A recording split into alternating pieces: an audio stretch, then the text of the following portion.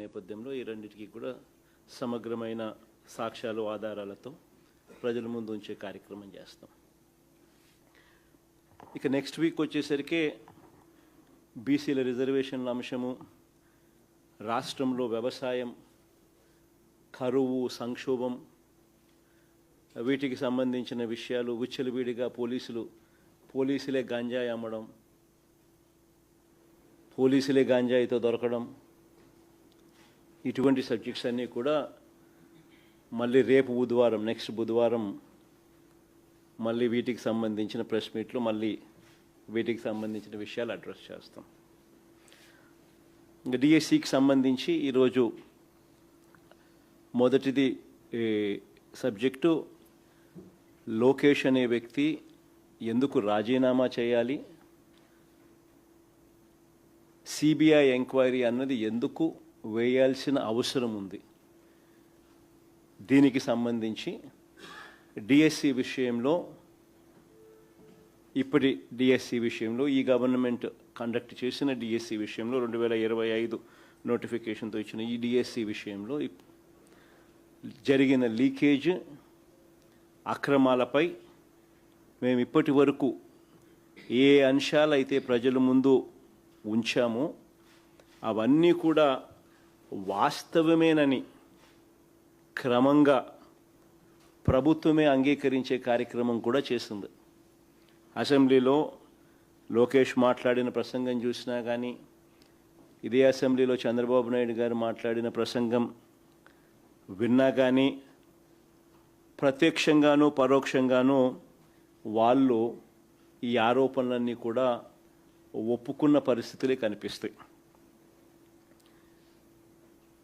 తప్పు చేశారు అని క్లియర్ కట్గా కనిపిస్తూ ఉన్నప్పటికీ గింజుకుంటారే తప్ప ఒప్పుకొని సిబిఐ ఎంక్వైరీకి మాత్రం ఆర్డర్ ఇవ్వరు.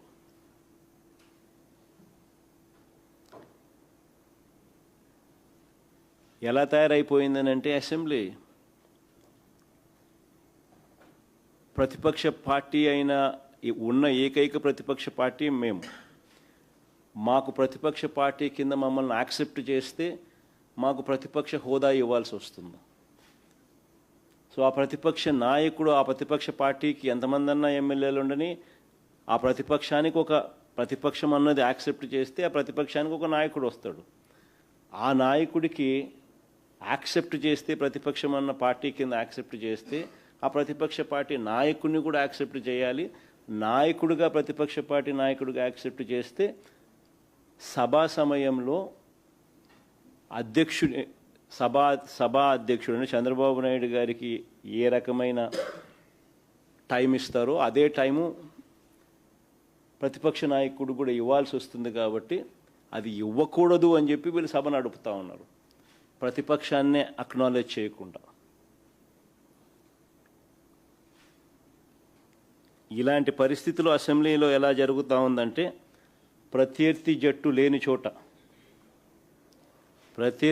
లేని చోట బౌలింగు, ఫీల్డింగ్ కూడా లేకుండా తండ్రి కొడుకులు ఇద్దరు మాత్రమే బ్యాటింగ్ చేస్తూ ఉన్నారు. బ్యాటింగ్ చేసి వీళ్ళందరికీలే బ్రహ్మాండంగా బ్యాటింగ్ చేసినామని వీళ్ళందరికీలే కితాబిచ్చుకుంటా ఉన్నారు. నిజంగా ఆశ్చర్యం కలిగించే విషయం ఏంటంటే, అసెంబ్లీలో ఈ మాదిరిగా బ్యాటింగ్ చేస్తారు కానీ పక్కన మండలిలో 4 రోజుల నుంచి స్తంభింపజేస్తూ ఉన్నారు. ఇదే డిఎస్సి అనే సబ్జెక్టు మీద చర్చ జరగాలి అని, లోకేష్ రాజీనామా చేయాల్సిన అవసరం ఏముంది అని చెప్పడానికి సాక్ష్యాలు ఆధారాలతో వాళ్ళు రెడీగా ఉంటూ, సిబిఐ ఎంక్వైరీ వేయాల్సిన అవసరం ఎందుకుంది అని చెప్పడానికి వాళ్ళు సిద్ధంగా ఉంటూ, సాక్ష్యాలు ఆధారాలతో రెడీగా, పక్కన కౌన్సిల్లో మాత్రం డిస్కషన్ చేయరు, డిస్కషన్లోకి రానిరు.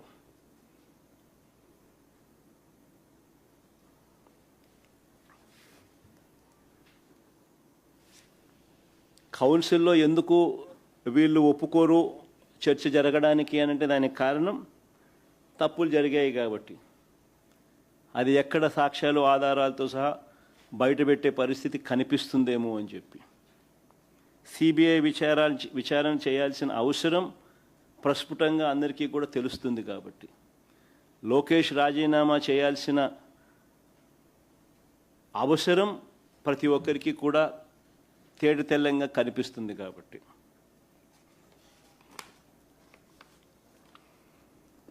ఇక ఎలాగో వీళ్ళెట్టా చర్చ చేయరు, కౌన్సిల్లో అవకాశం కూడా రానికుండా చేస్తూ ఉన్న నేపథ్యంలో ఒకసారి నాణ్యానికి ఇటువైపున ఎందుకు లోకేష్ అనే వ్యక్తి రాజీనామా చేయాల్సిన అవసరం ఉంది? ఎడ్యుకేషన్ మంత్రిగా ఉన్నాడు కాబట్టి ఎందుకు సిబిఐ ఎంక్వైరీ అవసరం ఉంది ఈ సబ్జెక్ట్ మీద అన్న వివరాలు లేక ఒకసారి వెళ్దాం. పాయింట్ నెంబర్ 1 క్లుప్తంగా పాయింట్ల ప్రకారమే పోదాం, క్లుప్తంగా చెప్తాను పాయింట్ల ప్రకారమే. పాయింట్ నెంబర్ 1, డిఎస్సి పరీక్షల ప్రశ్నల తయారీ. డిఎస్సి పరీక్షల ప్రశ్నల తయారీ ఒక అంశం, పరీక్ష నిర్వహణ అన్నది రెండో అంశం. ఈ రెండు కూడా ఒకే అధికారి చేతిలో పెట్టినట్టు లోకేష్ స్వయంగా యాక్సెప్ట్ చేస్తాడు. అసెంబ్లీలోనే యాక్సెప్ట్ చేయడమే కాకుండా తప్పేముంది అంటూ దబాయించినాడు. తప్పేముంది అని అంటూ ఏకంగా దబాయించినాడు. ఒకసారి ఆయన అన్న మాటలు కూడా ఒకసారి ప్లే చేద్దాం, ఒకసారి వినండి ఒకసారి అందరూ కూడా. ప్లే చేయమా ఒకసారి.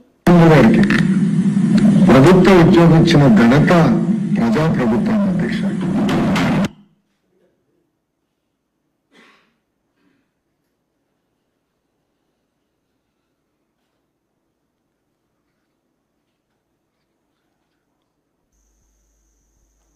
ఏమా ప్రాబ్లం ఉందా? విజయాన్ని పివి సింధు గారికి ప్రభుత్వ ఉద్యోగం ఇచ్చిన ఘనత ప్రజాప్రభుత్వం అధ్యక్ష. మీరు సెట్ చేసుకోండి అంత లోపల. డిఎస్సి పరీక్షలకు అవసరమైన ప్రశ్నల తయారీ అనేది ఎస్సీఈఆర్టీ డైరెక్టర్ బాధ్యత. ప్రశ్నల తయారీ అనేది ఎస్సీఈఆర్టీ డైరెక్టర్ బాధ్యత. డిఎస్సి పరీక్షను నిర్వహించే బాధ్యత డిఎస్సి కన్వీనర్ది. ఈ రెండు ఒకే వ్యక్తికి ద్వారా జరిపిస్తే పారదర్శకతకు పాతర వేసినట్టు అవుతుంది, లీకేజీకి స్వయంగా ద్వారాలు తెరిచినట్టు అవుతుంది. అంటే పరీక్షా ప్రశ్నల తయారీకి ఒకంతోనే చేయిస్తూ ఉన్నారు, పరీక్ష నిర్వహణ చేసే కార్యక్రమం కూడా సేమ్ వ్యక్తితోనే చేస్తూ ఉన్నారు. ఏపీడిఎస్సి నియామకాల చరిత్రలోని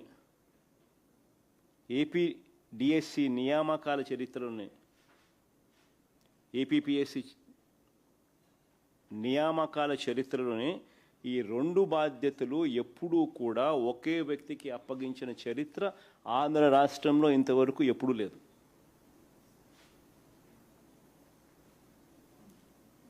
ఎందుకు ఆ రకంగా చేస్తారు అని అంటే దానికి కారణం ప్రశ్నలు తయారీ చేసే వ్యవస్థకు పరీక్ష నిర్వహించే వ్యవస్థకు మధ్య ఉండాల్సిన చెక్స్ అండ్ బ్యాలెన్సెస్ తొలగిపోతాయి. కాబట్టి ఒకసారి ఆయన అన్న మాటలు ఒకసారి వీళ్ళు రెడీగా ఉన్నట్టున్నారు, ఒకసారి ప్లే చేసి ఒకసారి వినండి ఒకసారి.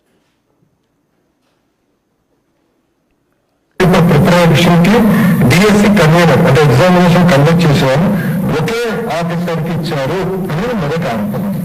అధ్యక్షుడు ఆంధ్ర రాష్ట్రంలో కానీ ఇతర రాష్ట్రాల్లో కూడా ఒకరికే ఇచ్చారు అధ్యక్ష.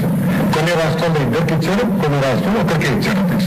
మనం 148 రోజులు నిర్వహించాలి, చాలా టైట్ గా సిస్టమ్ నిర్వహించాలని ఒక వ్యక్తిని నియమించాం. అది ఎక్కడ చట్టంలో ఉల్లంఘన లేదు, ఎక్కడ చట్టంలో రాయలేదు, ఇద్దరు ఉండాలి అని ఎక్కడ చెప్పలేదు అధ్యక్ష. So there is no rule book for to that order. And court కూడా ఈ విషయాన్ని అక్కడ జోక్యం చేసుకున్నాం అధ్యక్ష. క్లియర్ కట్గా ఆయన ఎంతకు ఆయనే ఒప్పుకున్నాడు కూడా. అంటే మొట్టమొదటిసారిగా ఆంధ్ర చరిత్రలో ఎప్పుడూ జరగంది ఇక్కడ ఈ రాష్ట్రంలో ఈయన ఎడ్యుకేషన్ మంత్రిగా ఉంటూ దీన్ని జరిగించినాడు. దీనివల్ల పరీక్షల ప్రశ్నల తయారీ, పరీక్షా నిర్వహణ ఈ రెండు బాధ్యతలు ఒకే వ్యక్తి చేయడం వల్ల చెక్స్ అండ్ బ్యాలెన్సెస్ పూర్తిగా తొలగించడం జరిగింది. దీనివల్ల స్కామ్కు మొట్టమొదటగా బీజం పడడం జరిగింది. అందుకే సిబిఐ ఎంక్వైరీ అన్నది అడగడం జరుగుతూ ఉంది. ఒకే వ్యక్తి చేతిలో ఈ బాధ్యతలు ఎందుకు పెట్టారు?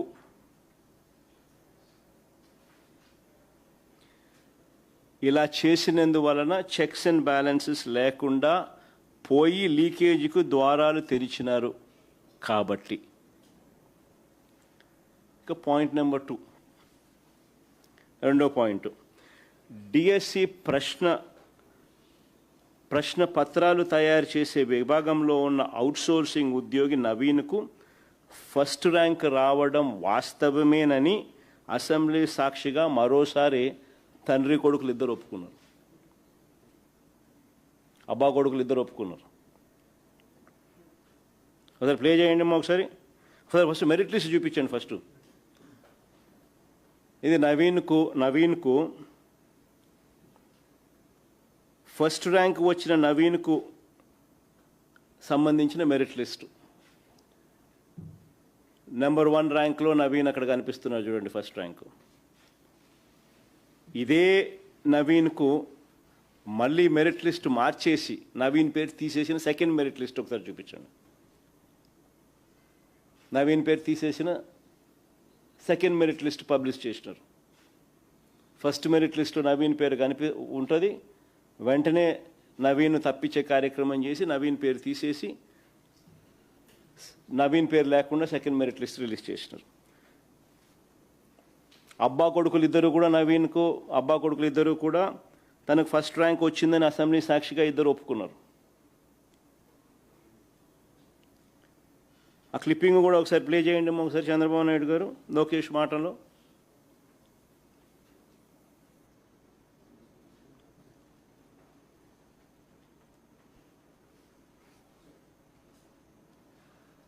క్వశ్చన్ పేపర్ ప్రిపరేషన్ లో ఉన్నాడు, అతను ఫస్ట్ ర్యాంక్ వచ్చింది అని వాళ్ళు ఆరోపణ చేశారు.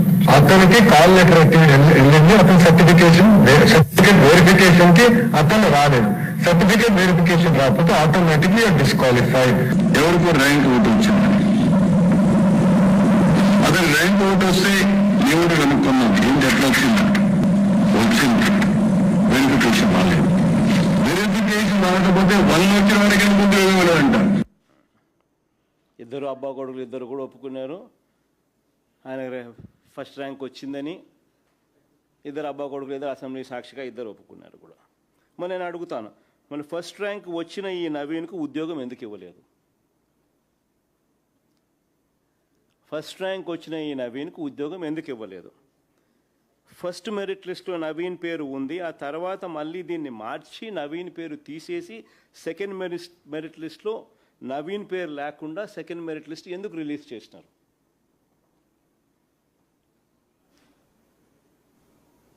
చంద్రబాబు నాయుడు గారు ఆయన కొడుకు ఏమంటారు? అబ్బా కొడుకులు ఇద్దరు నవీన్కి ఎందుకు ఉద్యోగం ఇవ్వలేదు అని అంటే ఏమంటారు? సర్టిఫికెట్ల వెరిఫికేషన్కు నవీన్ రాలేదు కాబట్టి ఉద్యోగం ఇవ్వలేదట. అదే కదా విన్నారు మీరు ఎంతగా? అదే కదా మీరు అంతా విన్నారు కూడా. సర్టిఫికెట్ల వెరిఫికేషన్కు రాకపోతే ఎవరికైనా ఉద్యోగం ఎట్టిస్తాము, రాలేదు కాబట్టి ఇవ్వలేదంట. మరి ఇదే వాస్తవం అయితే మరి నవీన్ అనే క్యాండిడేట్ కోర్టుకు ఎందుకు పోయినాడు? మరి ఇదే వాస్తవం అయితే నవీన్ అనే వ్యక్తి కోర్టుకు ఎందుకు పోయినాడు? నవీన్ అనే వ్యక్తి కోర్టుకు పోయి క్యాండిడేట్ నవీన్ తన ఐడిని బ్లాక్ చేశారని, కాల్ లెటర్ తనకు పంపలేదని కోర్టుకు పోయినాడు.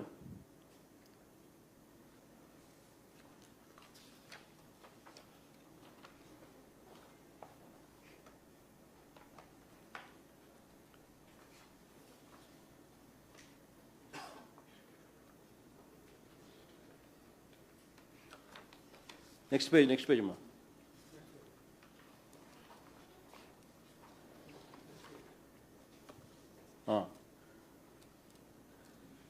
తన డిఎస్సి లాగిన్ బ్లాక్ అయిందని విద్యాశాఖకు మెయిల్ పెట్టిన Naveen. I am Naveen, Mega DSC so and so. Login is not login from 26/8/2025 to till now 3/9/2025, so I could not receive the call letter.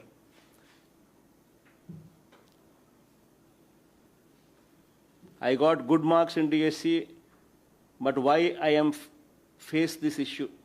ఆ పిల్లోడు పాపం వచ్చారు ఇంగ్లీష్లో, ఆ పిల్లోడు పాపం letter రాసినాడు. This particular reason I lost my job. Please unblock and send the call letter on third verification. This is final chance of my life. Please provide my call letter and candidate login. DSC login block అయింది అని విద్యాశాఖకు mail పెట్టిన నవీన్.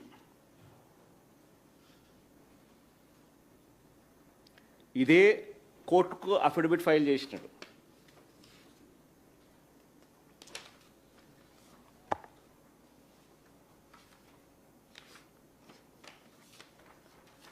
ఇదే నవీనే కోర్టుకు ఇదే మాదిరిగానే file చేసినాడు.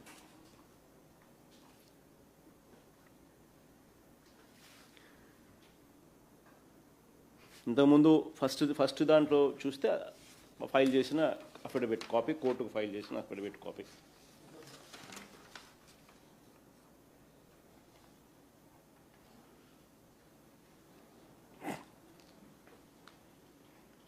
ఆ కాపీలోనే తను సంతకాలు పెట్టి కూడా దాని తర్వాత సబ్సిక్వెంట్గా దాని కాపీలోనే పెట్టి ఇచ్చినాడు. నేను అడుగుతా ఉన్నా, నేను చంద్రబాబు నాయుడు గారిని అబ్బా కొడుకుని ఇద్దరిని ఒకటే అడుగుతాను. క్యాండిడేట్ ఐడిని బ్లాక్ చేసి కాల్ లెటర్ పంపనప్పుడు ఆ నవీన్ సర్టిఫికేట్ వెరిఫికేషన్కు ఎలా రాగలుగుతాడు?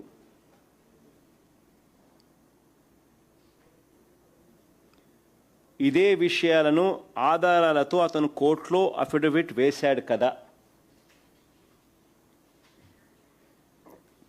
వీటికి అసెంబ్లీలో అబ్బా కొడుకులు ఎందుకు సమాధానం చెప్పలేదని అడుగుతాను. వెరిఫికేషన్కి రాకపోతే ఎలా ఇస్తామని అంటాడే తప్ప, వీళ్ళు ఐడిని బ్లాక్ చేశారని కానీ, వీళ్ళు కాల్ లెటర్ పంపలేదని కానీ, అందుకనే నవీన్ అనే వ్యక్తి వెరిఫికేషన్కు రాలేకపోయాడని కానీ, అందుకనే నవీన్ అనే వ్యక్తి తనకు అన్యాయం జరిగింది న్యాయం చేయమని చెప్పి కోర్టులో అఫిడవిట్ వేసాడని కానీ, కోర్టులో ఫైల్ చేశాడని కానీ ఎందుకు అబ్బా కొడుకులు అసెంబ్లీలో చెప్పలా?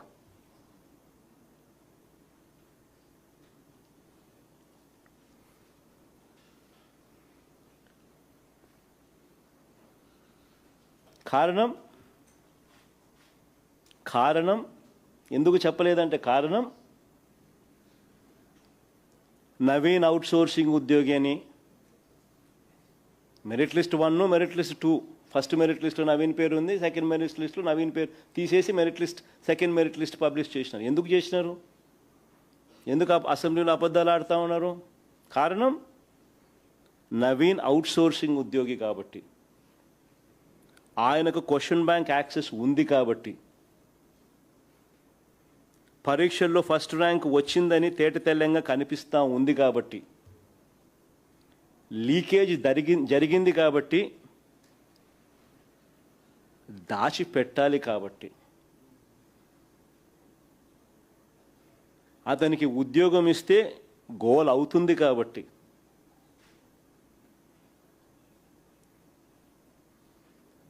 ముందస్తుగానే తెలివిగా మెరిట్ లిస్ట్ మార్చినారు. మెరిట్ లిస్ట్లో ఆయన పేరు తొలగించినారు. మరి ఇన్ని తప్పులు కనిపిస్తూ ఉన్నప్పుడు సిబిఐ విచారణ జరగాలనా లేదా? అవుట్ సోర్సింగ్ ఉద్యోగికి ఫస్ట్ ర్యాంకు, వచ్చిన ఆ అవుట్ సోర్సింగ్ ఉద్యోగికి ఉద్యోగం ఇవ్వలేదు.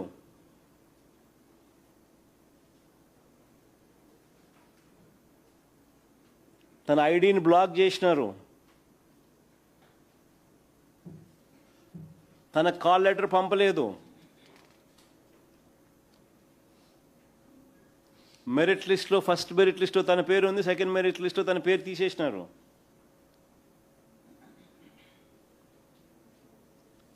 ఆ మనిషి నాకు ఉద్యోగం ఎందుకు ఇవ్వడం లేదని కోర్టుకు వేసినాడు. నా ఐడిని బ్లాక్ చేసినారు, నాకు కాల్ లెటర్ పంపలేదు, దయచేసి నాకు ఉద్యోగం ఇవ్వండి అని కోర్టుకు వేసినాడు. మరి నవీన్తో ఒక్కచోట ఆగిపోయిందా ఈ లీకులు? నవీన్ దగ్గర నుంచి ఇంకా ఎంతమంది దగ్గరికి పోయిందా అనేది తెలియాలనా లేదా? బయటికి రావాలనా లేదా?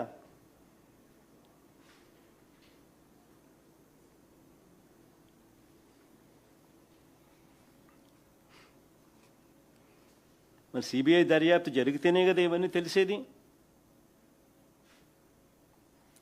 మూడో పాయింట్, ఇది చాలా ఇంపార్టెంట్ పాయింట్. మూడో పాయింట్, చంద్రబాబు నాయుడు గారు ఆయన కొడుకు, అబ్బా కొడుకులు ఇద్దరూ అంగీకరించిన మరో విషయం, డిఎస్సి పరీక్ష రాయకుండానే,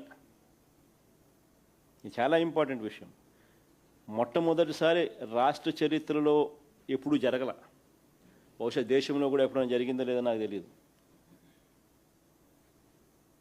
డిఎస్సి పరీక్ష రాయకుండానే, చరిత్రలో ఎప్పుడు జరగని విధంగా, అసలు పరీక్ష రాయకుండానే స్పోర్ట్స్ కోటా పేరిట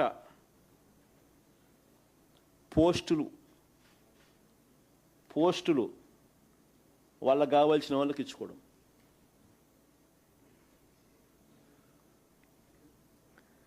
దీనికోసం జీవోలు జారీ చేశారని ఇద్దరు అబ్బా కొడుకులు ఒప్పుకున్నారు.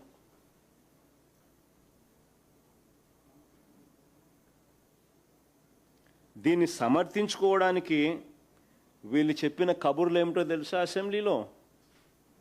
దీన్ని సమర్థించుకోవడానికి వీళ్ళు చెప్పిన కబుర్లు అసెంబ్లీలో ఏమిటి అని అంటే, స్పోర్ట్స్ పర్సన్స్కు టెస్ట్ పెట్టాల్సిన అవసరం లేదంట. వీళ్ళు చెప్పిన మాటలు అసెంబ్లీలో, స్పోర్ట్స్ పర్సన్స్కు టెస్టులు పెట్టాల్సిన అవసరం లేదంట. పివి సింధు లాంటి వారికి నేరుగా ఉద్యోగాలు ఇచ్చాం కాబట్టి, పివి సింధు లాంటి వారికి నేరుగా ఉద్యోగాలు ఇచ్చాం కాబట్టి పిల్లలకు చదువులు చెప్పే ఈ టీచర్ ఉద్యోగాలు కూడా, అవి కూడా 372 ఉద్యోగాలు.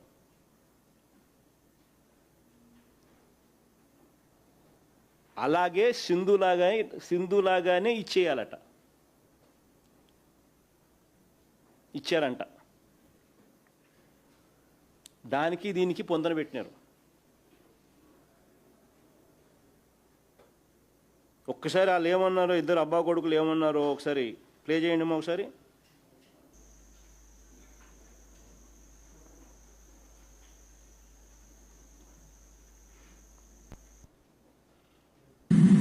ప్రభుత్వ ఉద్యోగం ఇచ్చిన ఘనత ప్రజాప్రభుత్వం అధ్యక్ష. ఇంకా కొన్ని సంవత్సరాల ఆమె ఐఏఎస్ అధికారి కాబోతుంది అధ్యక్ష. కన్ఫర్డ్ ఐఏఎస్ కి షిల్ బికమ్ ఎలిజిబుల్. అంటే స్పోర్ట్స్ పర్సన్ కి విజయండి పివి సింధు గారికి ప్రభుత్వ ఉద్యోగం ఇచ్చిన ఘనత ప్రజాప్రభుత్వం అధ్యక్ష. ఇంకా కొన్ని సంవత్సరాల విజయండి పివి సింధు గారికి ప్రభుత్వ ఉద్యోగం ఇచ్చిన ఘనత ప్రజాప్రభుత్వం అధ్యక్ష. ఇంకా కొన్ని సంవత్సరాల ఆమె ఐఏఎస్ అధికారి కాబోతుంది అధ్యక్ష. కన్ఫర్డ్ ఐఏఎస్ కి షిల్ బికమ్ ఎలిజిబుల్. అంటే స్పోర్ట్స్ పర్సన్ కి టెస్ట్ పెట్టాలని లేదు అధ్యక్ష. The idea is to promote sports. Quota వారాలకు ఇవ్వాలని చాలా స్పష్టంగా ఉంది అధ్యక్ష. వాళ్ళందరికీ ఏదైతే రూల్ పాటించామో అదే రూల్ ఇక్కడ కూడా పాటించి, వాళ్ళ సింధుకు ఏ రూల్ పాటించినామో ఇక్కడ కూడా అదే రూల్ పాటించినారంట. 372 ఉద్యోగాలు పరీక్ష అనేదే లేకుండా, డిఎస్సి పరీక్ష అనేదే లేకుండా సింధు పేరు చెప్పి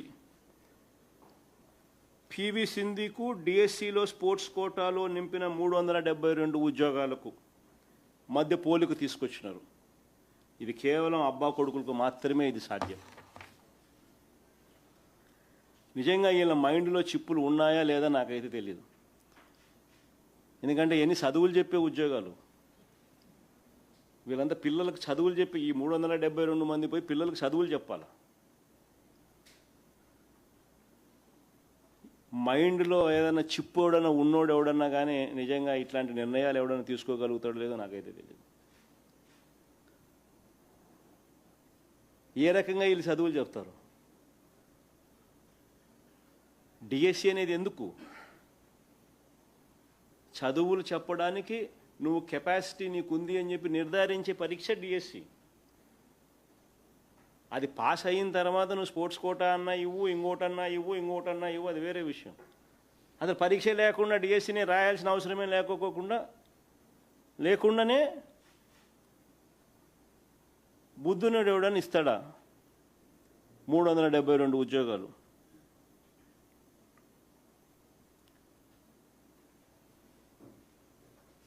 నేను అడుగుతా ఉన్నా, అసలు పివి సింధుకు ఈ 372 మంది ఉద్యోగాలకు స్పోర్ట్స్ కోటాలు ఇచ్చిన దానికి ఎలా పోలిక తేగలుగుతారని అడుగుతా ఉన్నా. పివి సింధు అనేది ఒక ఎక్సెప్షనల్ కేసు. పివి సింధు అనేది ఒక exceptional case. 2016 Rio Olympics silver medal సాధించింది. 2020లో టోక్యో ఒలింపిక్స్లో బ్రాంజ్ మెడల్ సంపాదించారు. బ్యాడ్మింటన్ వరల్డ్ ఫెడరేషన్ ఛాంపియన్షిప్ సంపాదించింది. కామన్వెల్త్ గేమ్స్, ఏషియన్ గేమ్స్, ఇలా చాలా ఇంటర్నేషనల్ టోర్నీస్లో ఆమె విజయాలు సాధించింది, మెడల్స్ తీసుకొచ్చింది. ఇలాంటి సింధు లాంటి వాళ్లకు ఒక ప్రత్యేక పాలసీ ఉంది, వేరే policy.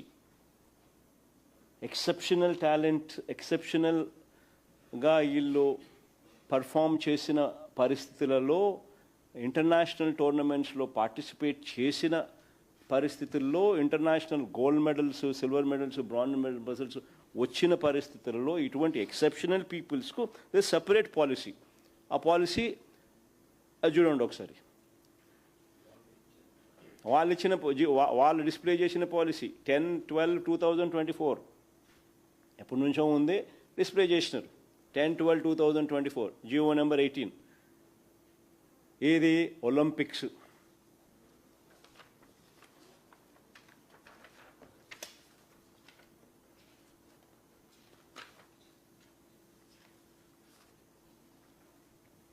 Olympics, para Olympics, Asian games, Asian para games,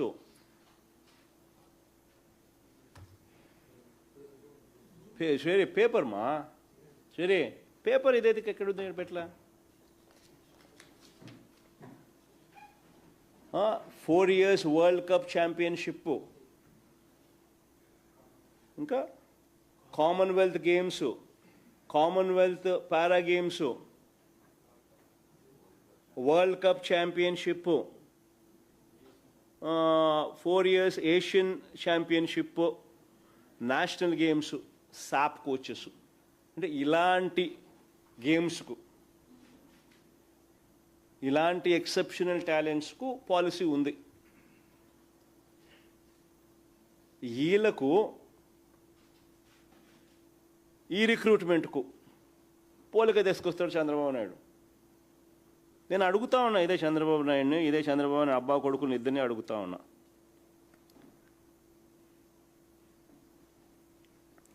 sports కోటాలో నియమించిన దాదాపు 372 మందిలో పివి సింధుల ఎంతమందికి ఒలింపిక్స్, వరల్డ్, ఏషియన్, కామన్వెల్త్ స్థాయి gold medals, silver medals, bronze మెడల్లు ఇలాంటి అచీవ్మెంట్స్ వచ్చినాయని అడుగుతా ఉన్నా. ఎంతమందికి వచ్చినాయని అడుగుతా ఉన్నా. నిజంగా తన స్కామును కప్పిపుచ్చుకునేదానికి సింధు లాంటి వాళ్ళను ఎలా ఉపయోగించుకుంటాడు అబ్బా కొడుకులు అని చెప్పడానికి నిదర్శనం ఇది. సింధు లాంటి వాళ్ళకి ఇవ్వడానికే టీచర్ రిక్రూట్మెంట్లో స్పోర్ట్స్ కోటాకు ఈ కొత్త జీవోలు ఇచ్చామని చెప్తా ఉన్న ఈ చంద్రబాబు, లోకేష్, నేను ఇద్దరిని అడుగుతా ఉన్నా. సింధు లాంటి వాళ్లకు ఇవ్వడానికే టీచర్ రిక్రూట్మెంట్లో స్పోర్ట్స్ కోటాకు ఈ కొత్త జీవోలు ఇచ్చామని చెప్తున్న ఈ చంద్రబాబు లోకేష్ ఇద్దరిని కూడా నేను మళ్ళీ అడుగుతా ఉన్నా, మరి అలాంటప్పుడు ఈ జీవోలన్నీ మళ్ళీ వెనక్కి ఎందుకు తీసుకున్నారయ్యా అని రిక్రూట్మెంట్ అయిపోయిన తర్వాత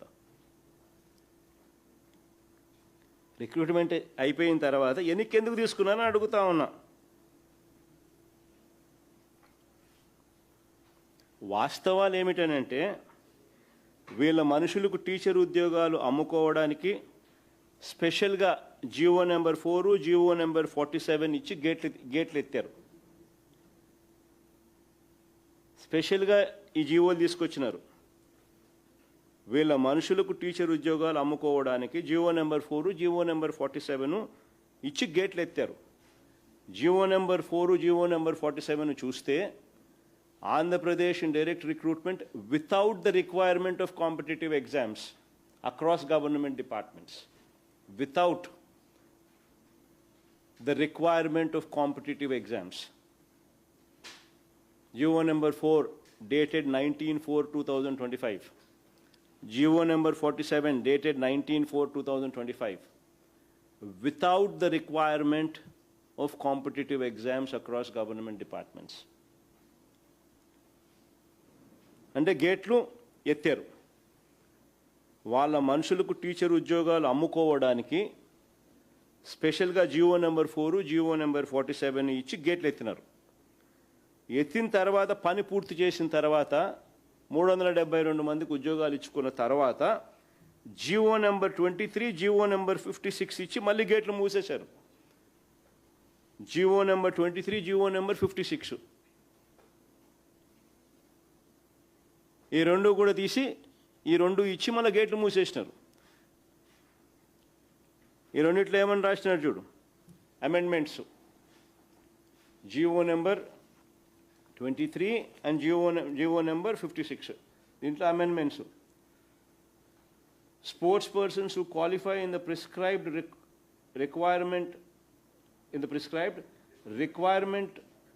recruitment examinations conducted by the recruiting agencies who qualify అని మళ్ళీ తీసుకొచ్చినారు.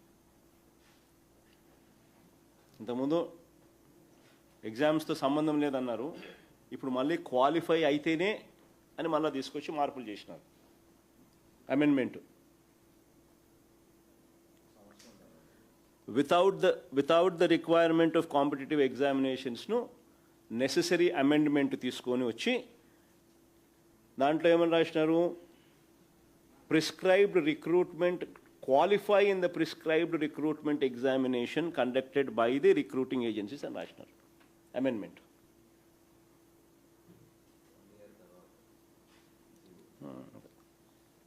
Confusion. అని మళ్ళీ గేట్లు మూసేసినారు. నేను అడుగుతా ఉన్నా, ఒకవైపు సింధు పేరు చెప్పి మరోవైపు వీళ్ళ అబద్ధాలు ఏ స్థాయిలో ఉన్నాయి అని అంటే ఇది వెరీ ఇంపార్టెంట్. అసలు వీళ్ళ అబద్ధాలు అనేది నిజంగా ఏ స్థాయిలో ఉన్నాయి అని అంటే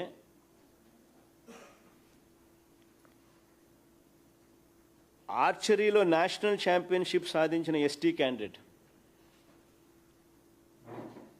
ఆర్చరీలో నేషనల్ ఛాంపియన్షిప్ సాధించిన ఎస్టీ క్యాండిడేట్ దుర్గయ్య, ఈయన కాల్ లెటర్ ఇచ్చినారు.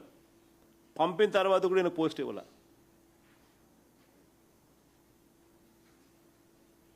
Gold medallist.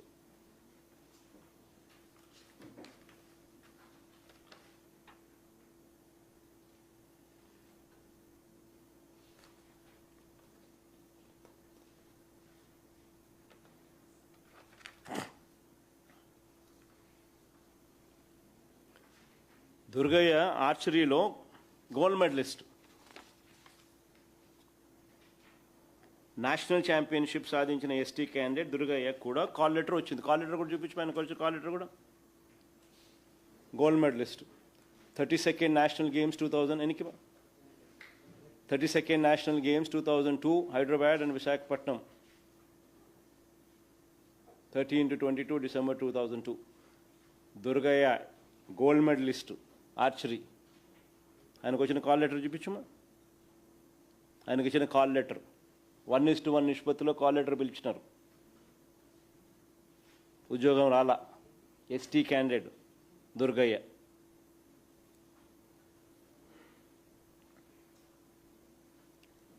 ఆశ్చర్యం ఏమిటో తెలుసా, ఇది నిజంగా అందరూ కూడా చాలా సీరియస్గా తీసుకోవాల్సిన అంశం ఏంటంటే, ఆశ్చర్యం ఏమిటో తెలుసా, ఆముదాల వలస ఎమ్మెల్యే కూన రవికుమార్ అధ్యక్షుడిగా ఉన్న సాఫ్ట్ బాల్ అసోసియేషన్ నుంచి ఇలా MLA, Telugu Desam party MLA soft ball అధ్యక్షుడిగా ఉన్నాడు, సాఫ్ట్ బాల్ అసోసియేషన్ అధ్యక్షుడిగా ఉన్నాడు. అలాగే తన తోడల్లుడు లోకేష్ సొంత తోడల్లుడు విశాఖపట్నం ఎంపీ భరత్ జూడో అసోసియేషన్కు ఇంకొక అధ్యక్షుడు. జూడో అసోసియేషన్కి ఇంకొక అధ్యక్షుడు.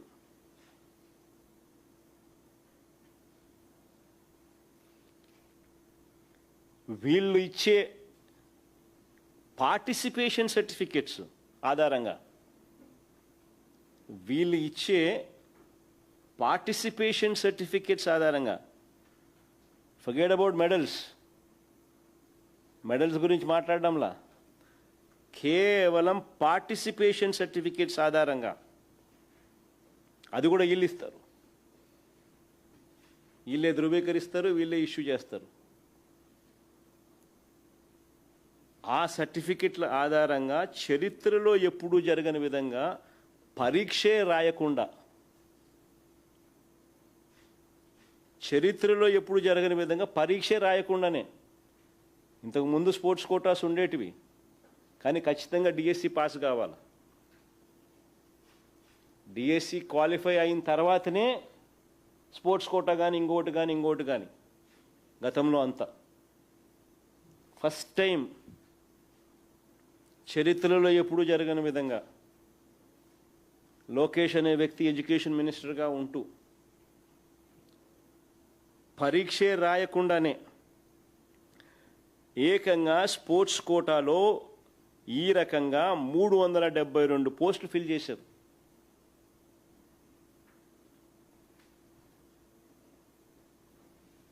కేవలం పార్టిసిపేషన్ సర్టిఫికెట్ల ఆధారంగా. మళ్ళా చెప్తాను, ఫర్గెట్ అబౌట్ మెడల్స్. అది కూడా ఎక్కడ పార్టిసిపేషన్? Inter college. ఏ స్థాయి? ఇంటర్ కాలేజ్ స్థాయి. కాలేజీల మధ్య పార్టిసిపేట్ చాలంట. ఇచ్చే సర్టిఫికెట్లు మళ్ళీ ఇల్లే.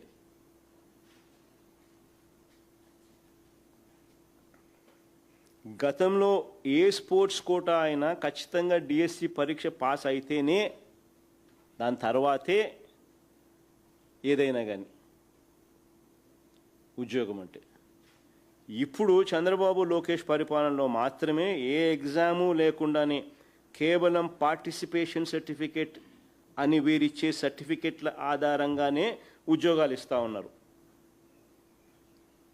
ఇంకా ఆశ్చర్యం ఏమిటో తెలుసా, ఈ 372 ఉద్యోగాలు ఇచ్చేసిన తర్వాత పని అయిపోయిన తర్వాత మళ్ళీ గవర్నమెంటే ఈ జీవోలను రద్దు చేసింది. పని అయిపోయిన తర్వాత 372 మందిని రిక్రూట్ చేసిన తర్వాత ఇదే గవర్నమెంటే మళ్ళీ ఈ జీవోలను రద్దు చేసింది.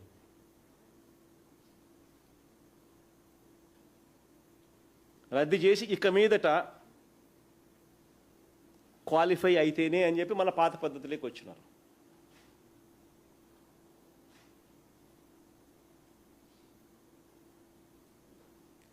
నిజంగా ఈ మాదిరిగా జీవో నెంబర్ 447 ఎందుకు ఇచ్చినారు? పని అయిపోయిన తర్వాత మళ్ళీ జీవో నెంబర్ 23 and 56 ఎందుకు ఇచ్చినారు? దీని మీద సిబిఐ ఎంక్వైరీ జరగాల్సిన అవసరం ఉందా లేదా? ఏకంగా జీవోలు ఇచ్చే స్థాయిలోకి స్కామ్ పోయింది అని అంటే ఏకంగా పై నుంచి కింది దాకా అందరు ఉన్నట్టా లేరా? జీవోలు ఇచ్చే స్థాయిలోకి స్కామ్ పోయింది అని అంటే నిజంగా పైన ఎడ్యుకేషన్ మినిస్టర్ నుంచి కింద దాకా అందరు ఉన్నట్టా లేదా? మంత్రి సంతకం లేని జీవో ఇవ్వగలుగుతారా మంత్రి ఆమోదం లేకుండానే? ఇవ్వడము రద్దు చేయడాను పని అయిపోయి చేసినాక.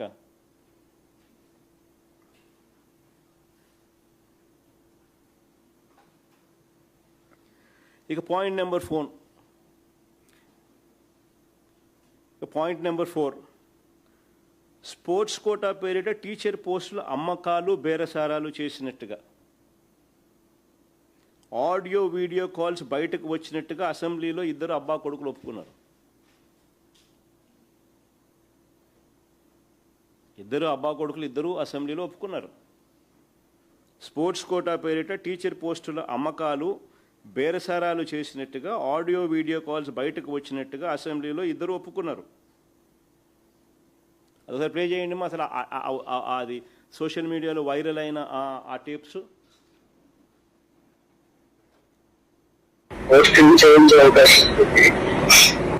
సార్ అట్లా కాదు సార్, అంటే ఎంతలో అవుతుంది సార్? సార్ వస్తే మాట్లాడదామండి. అంటే కలిసి మాట్లాడమంటారండి? రేపు బయలుదేరామండి. ఎన్నింటికి రమ్మంటారు సార్? ఇష్టం మీరు ఏ టైంకైనా రండి. సరే సార్. ఇప్పుడు మా చెల్లి కూడా కావాలండి. నేను ఒక్కన మా బావ నేను వస్తే సరిపడు. మీ ఇద్దరైనా రండి, నీ ఒక్కరైనా రండి. ఆవిడకేం పని లేదు, మీరే మాట్లాడుకోవడం చేసుకుంటాను. అవును సార్. అదే సరే సార్, అయితే రేపు 10 గంటలకల్లా వచ్చేస్తాను సార్. వచ్చి మీకు కాల్ చేస్తాను సార్ ఈ నెంబర్కి. మాక్సిమం ఒక వస్తే బెటర్, ఇద్దరు వస్తే కూడా ఒకరితోనే కదా మాట్లాడేది. ఇంకా మీరు నెక్స్ట్ వాళ్ళు చెప్తారు కదా సార్. ఏం లేదు, కొంచెం ఇది సీక్రెట్ గా చేసుకున్నారు కదా. ఓకే, తప్పకుండా సార్. నాకు అర్థమైంది సార్. ఏమో సార్, ఎంతనంటే నేను ఒకసారి మరి ఫిగర్ చెప్తే నేను ఒకసారి రెడీ చేసుకుంటాం సార్. మేము కూడా అందుకని అడుగుతున్నాం సార్. సార్ ఇది డిఎస్సీలో పోస్టింగ్ ఐడియా ఉంది. అవును సార్. మీరు వచ్చేసి మార్కెట్ ఇప్పుడు 15 లక్షలు అట్లా నడుస్తుంది. బాబాయ్ అంతంటే పెట్టలేమండి. ఏంటంటే డైరెక్ట్ గా పోస్టింగ్ ఇవ్వట్లే కదా. సరే అందుకన్నా మీరు వచ్చి మాట్లాడితే ఏమన్నా నెగోషియేషన్స్ చేద్దామంటే చేద్దాం. సరే సార్, అయితే ఓకే అండి. మాట్లాడతాను. ఓకేనా? అలాగే అండి. నేను యాక్చువల్ ఏంటంటే నేను ఇప్పుడు టైం తక్కువ ఉంది కాబట్టి ఇంటికే పిలిపించి మాట్లాడుతున్నా. ఇంట్లోనే మాట్లాడుతున్నాం. Okay sir. అలాగే సార్. కొంచెం పర్సనల్ గా వస్తే మాట్లాడుతాం. తప్పకుండా సార్. ఓకే అండి, థ్యాంక్ యూ సార్. కొంచెం పర్సనల్ గా రండి, ఇది డిస్కస్ చేసుకోవాలి. లేదండి, చెప్పిందండి మా చెల్లి చెప్పిందండి. పోస్ట్ ఇంపార్టెంట్ కదా సార్. మా ప్రజెంట్ వస్తామండి, చూసుకుంటాం సార్. సరే అండి. మరి క్లియర్ కట్గా వీడియోలో బేరసారాలు చేస్తున్న వ్యక్తి ఫోన్ నెంబర్ అంత స్పష్టంగా కనపడుతుంది. ఆ బేరసారాలు చేస్తూ ఉన్న వ్యక్తి ఫోన్ నెంబర్ అంత స్పష్టంగా క్లియర్ కట్గా వీడియోలో కనిపిస్తూ ఉంది. మరి నేను అడుగుతా ఉన్నా, ఎఫ్ఐఆర్ కాపీలో ఆ పేరు చూపకుండా పోలీసులకు ఆ నెంబర్ ద్వారా ఆ మనిషి ఎవరు అని చెప్పి కనుక్కోవడం ఎంతసేపు పని? కానీ పోలీసులు ఎఫ్ఐఆర్ రిపోర్ట్లో ఏమని రాసినారు? పేరు చోట ఎఫ్ఐఆర్ కాపీలో పేరు చూపకుండా కేవలం సస్పెక్టెడ్ రాస్తారు. అక్కడ నేమ్ దగ్గర ఎఫ్ఐఆర్ కాపీలో నేమ్ దగ్గర కేవలం సస్పెక్ట్ అని.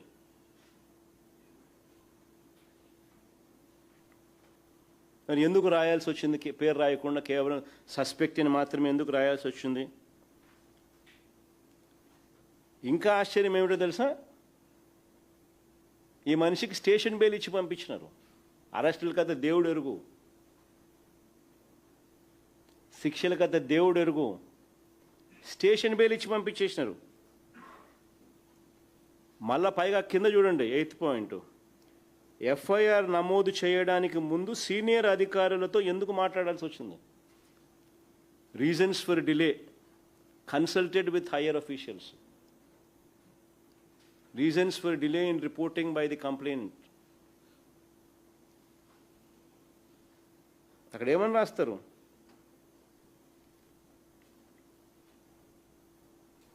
ఎఫ్ఐఆర్ నమోదు చేయడానికి ముందు సీనియర్ అధికారులతో ఎందుకు మాట్లాడాల్సి వచ్చింది? అసలు ఈ కేసుని ఎందుకు నిర్వీర్యం చేశారని అడుగుతా ఉన్నా. మరి ఈ మాదిరిగా నిర్వీర్యం చేసిన ఈ కేసులో చంద్రబాబు నాయుడు గారు, లోకేష్ ఏమంటారు, ఇద్దరు అసెంబ్లీనే సాక్షిగా చేస్తూ అబ్బా కొడుకులు ఇద్దరు ఎంతగా అబద్ధాలు ఆడతారు అని అంటే అసెంబ్లీలో ఇలా మాట్లాడిన మాటలు ఒకసారి వినండి.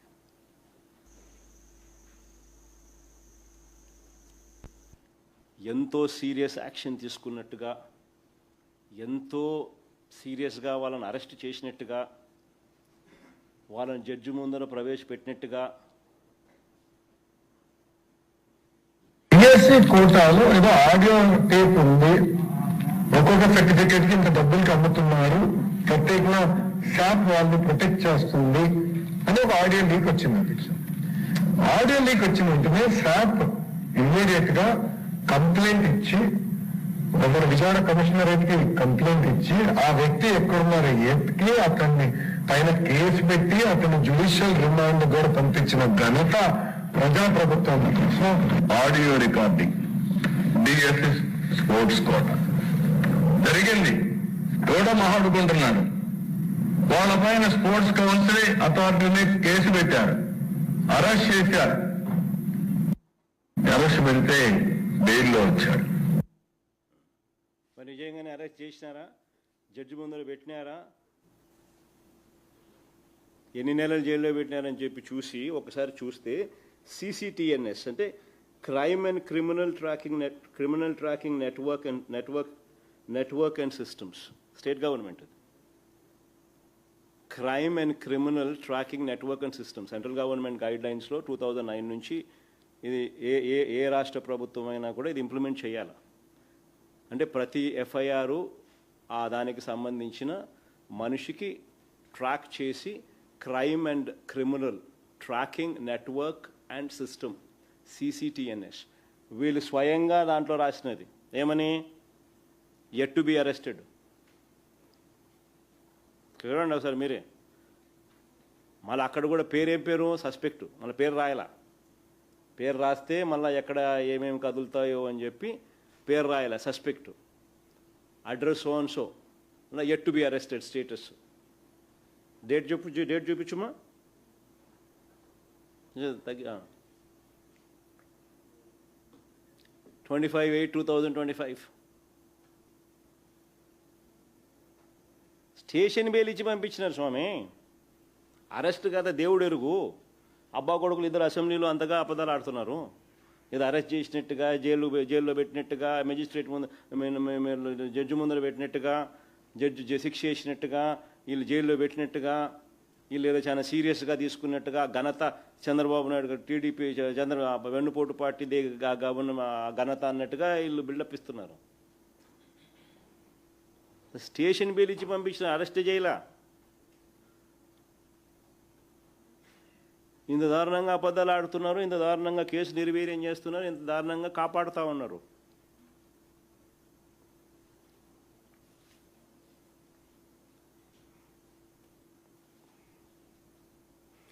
ఈ CCTNS very important document. CCTNS size తగ్గించి చూపించమని, జూమ్ ఇన్ చేసి జూమ్ అవుట్ చేయి. Crime and criminal tracking network and systems.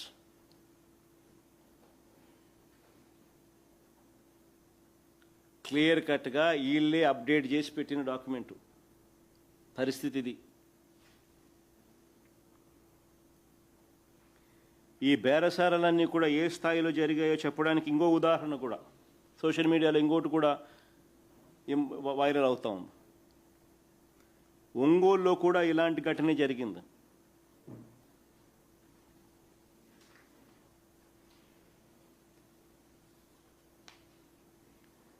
డిఎస్సిలో జాబ్ ఇప్పిస్తారని తనను మోసం చేశారని కంప్లైంట్.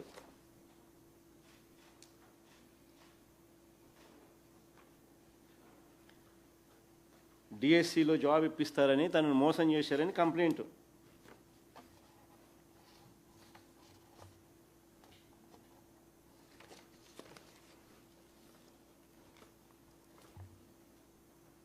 ఒక డిఎస్సి అభ్యర్థికి స్పోర్ట్స్ కోటాలో పోస్ట్ ఇప్పిస్తామని 14.5 లక్షలు తీసుకున్నారు. డిఎస్సిలో పోస్ట్ కోసం రాధిక 14 లక్షల పైగా ఇచ్చినట్టు బ్యాంక్ స్టేట్మెంట్. ఎవరికి ఇచ్చినారో ఎవరికి ఇచ్చిందో కూడా క్లియర్ కట్గా ఆధారాలు. 14 లక్షలు.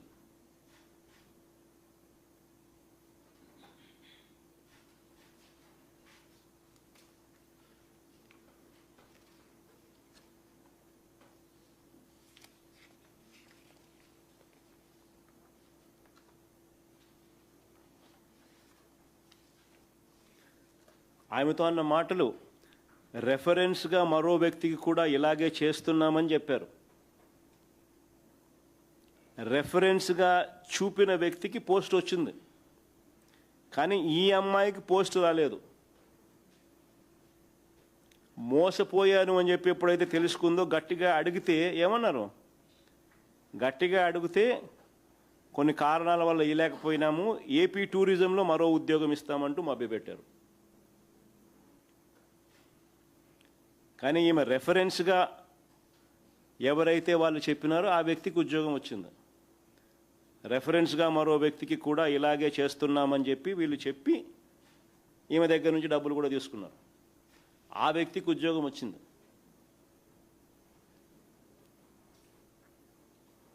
కానీ ఈ అమ్మాయికి పోస్ట్ రాలేదు. గట్టిగా అడిగితే ఏపీ టూరిజంలో మరో ఉద్యోగం ఇస్తామంటూ మభ్యపెట్టారు. తనకు అన్యాయం జరిగిందని ఆ అమ్మాయి పోలీసులకు ఫిర్యాదు చేసింది. ఆ అమ్మాయి పోలీసులకు ఫిర్యాదు చేస్తే పోలీసులు ఎఫ్ఐఆర్లో డిఎస్సి పోస్ట్ కోసం బేరసారాలు చేశారని రాయకుండా టూరిజం పోస్ట్ కోసం బేరసారాలు జరిగినాయని రాస్తారు ఎఫ్ఐఆర్ కాపీలో.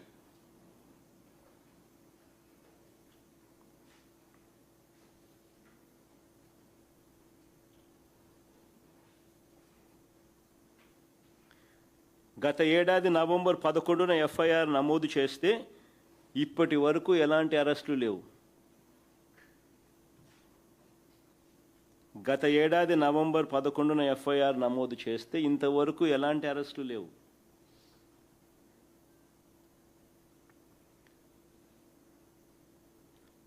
తన కంప్లైంట్పై ఎలాంటి యాక్షన్ తీసుకోలేదని ఎస్పీకి కూడా ఫిర్యాదు చేసినా పట్టించుకునే నాతులు లేడు. తన ఫిర్యాదు పట్టించుకోవడం లేదంటూ ఏకంగా ఎస్పీకి ఫిర్యాదు చేసినా కూడా పట్టించుకునే పరిస్థితి లేదు.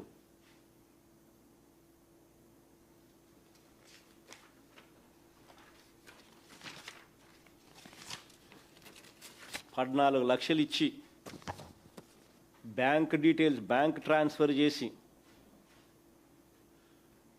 స్కామ్లో ఆధారాలతో సహా దొరుకుతా ఉన్నా ఎస్పీకి సైతం కంప్లైంట్ ఇచ్చిన పట్టించుకునే పరిస్థితి లేదు. అంటే డిఎస్సి విషయంలో ఏ కంప్లైంట్ వచ్చినా ఎక్కడివి అక్కడే విచారణ లేకుండానే వదిలేయడం. క్లియర్ కట్గా తండ్రి కొడుకులు ఇద్దరు ఆదేశాలతోనే పోలీసులు ఇంత బరి తెగిస్తూ ఉన్నారనే దానికి నిదర్శనం.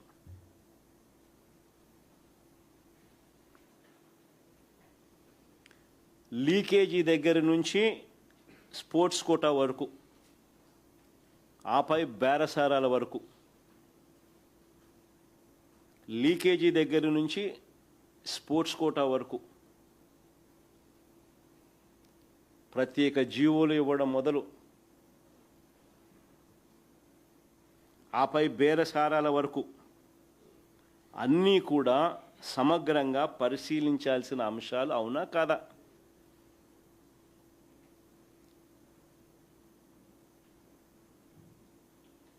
ఎడ్యుకేషన్ మంత్రిగా ఉన్న వ్యక్తి రాజీనామా చేయాల్సిన అవసరం ఉందా లేదా? ఏకంగా జీవోలో ఇచ్చి మళ్ళా జీవోలు రద్దు చేసి 372 మంది ఉద్యోగాలు ఏ ఎగ్జాము లేకుండా ఇచ్చేసి లీకేజీ దగ్గర నుంచి స్పోర్ట్స్ కోటా వరకు ఇచ్చిన జీవోల దాకా, ఆపై బేరసారాల వరకు ఇవన్నీ వ్యవహారాలను కూడా సిబిఐ చేత ఎంక్వైరీ జరగాల. జరిగిన వాటికి బాధ్యత వహిస్తూ లోకేష్ రాజీనామా చేయాలి. నీట్ క్వశ్చన్ పేపర్ లీక్ బాధ్యత వహిస్తూ కేంద్ర మంత్రి ధర్మేంద్ర ప్రధాన్ రాజీనామా చేశారు. కేంద్ర మంత్రి ధర్మేంద్ర ప్రధాన్ గారు రాజీనామా చేసినారు కదా, అక్కడన్నా జీవోలు ఇచ్చిన ఆడన్నా ఎవరు జీవోలు ఇచ్చిన పరిస్థితి లేదు. పుట్టి లీకేజీలే ఇక్కడ. లీకేజీతో పాటు జీవోల ద్వారా ఏ ఎగ్జామ్ రాయకుండా ఉద్యోగాలు, ఆ తర్వాత బేరసారాలు ఇన్ని కనిపిస్తూ ఉన్నాయి. మరి ఎన్డీఏలో భాగస్వామిగా ఉన్న చంద్రబాబు నాయుడుకు ఆయన కొడుకు వేరే నీతే? ధర్మేంద్ర ప్రధాన్ గారికి ఒక నీతి, చంద్రబాబు నాయుడు గారు ఆయన కొడుకు ఇంకో నీతి.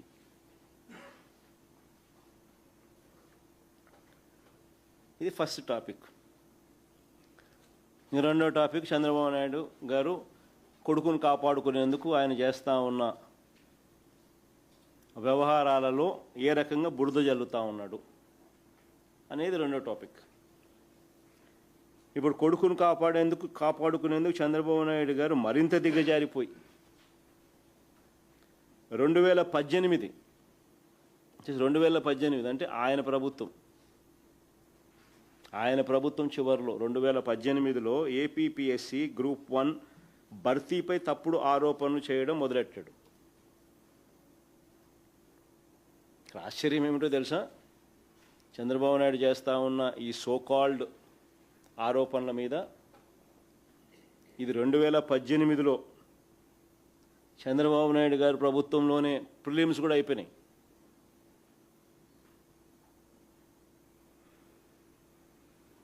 ప్రిలిమ్స్ కూడా ఆయనే చేసినాడు. మేము చేసిన దానిలో ఊరికే మెయిన్స్ కండక్ట్ చేయడమే. సో ఎక్కడొస్తాయండి వెస్టెడ్ ఇంట్రెస్ట్లు ఎవరికైనా కూడా? అది ఎవడన్నా మాట్లాడేదానికైనా కానీ రీజన్ ఉండాలన్నా, హద్దు పొద్దు ఏదైనా ఉండాలన్నా.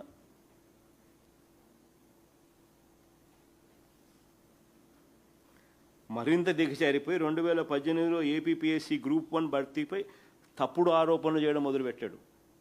163 మంది ఉన్నత ఉద్యోగుల జీవితాలను అతలాకుతలం చేయాలని చంద్రబాబు నాయుడు గారు టార్గెట్గా తీసుకుని వ్యవహరిస్తూ ఉన్నాడు. దీనికి సంబంధించి కొన్ని విషయాలు చెప్పాలి.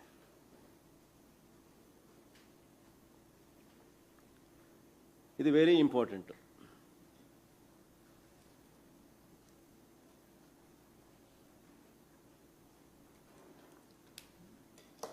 అప్పటి ఏపీపీఎస్సీ పరీక్షల్లో ఇప్పటి చంద్రబాబు నాయుడు గారు గవర్నమెంట్లో కండక్ట్ చేసిన డిఎస్సి మాదిరిగా పేపర్ లీకేజ్ అప్పుడు జరగల.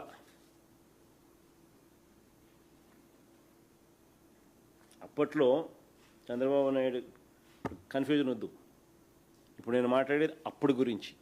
అంటే మన ప్రభుత్వంలో మన చంద్రబాబు నాయుడు మా మీద చేస్తూ ఉన్న ఆరోపణలను కౌంటర్ ఇస్తున్నా.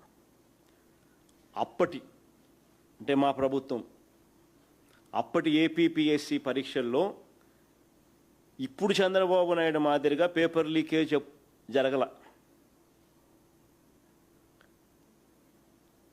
ఇప్పటి డిఎస్సి మాదిరిగా ప్రశ్నాపత్రాల విభాగంలో పనిచేస్తూ ఉన్న అవుట్సోర్సింగ్ ఉద్యోగులకి ఎవరికి ర్యాంకులు రాలా.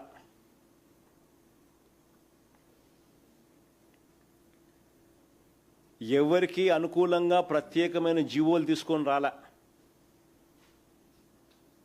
ఎవరికి అనుకూలంగా మేము మా హయాంలో ప్రత్యేకంగా ఎవరికి ఫేవర్ చేయాలని అనుకూలంగా ప్రత్యేకమైన జీవోలు తీసుకొని రాలా. పరీక్షలే రాయకుండా ఎవరికి ఉద్యోగాలు ఇవ్వాల. పరీక్షలే రాయకుండా ఉద్యోగాలు ఎవరికి ఇచ్చిన పరిస్థితి లేదు మా గవర్నమెంట్లో. ఉద్యోగాలు అమ్ముకున్నట్టుగా, డబ్బులు ఇచ్చినట్టుగా, బేరసారాలు చేస్తున్నట్టుగా ఆడియోలు, వీడియోలు ఇలాంటి ఆధారాలు ఏ రోజు కూడా మా ప్రభుత్వ హయాంలో బయటికి రాలా.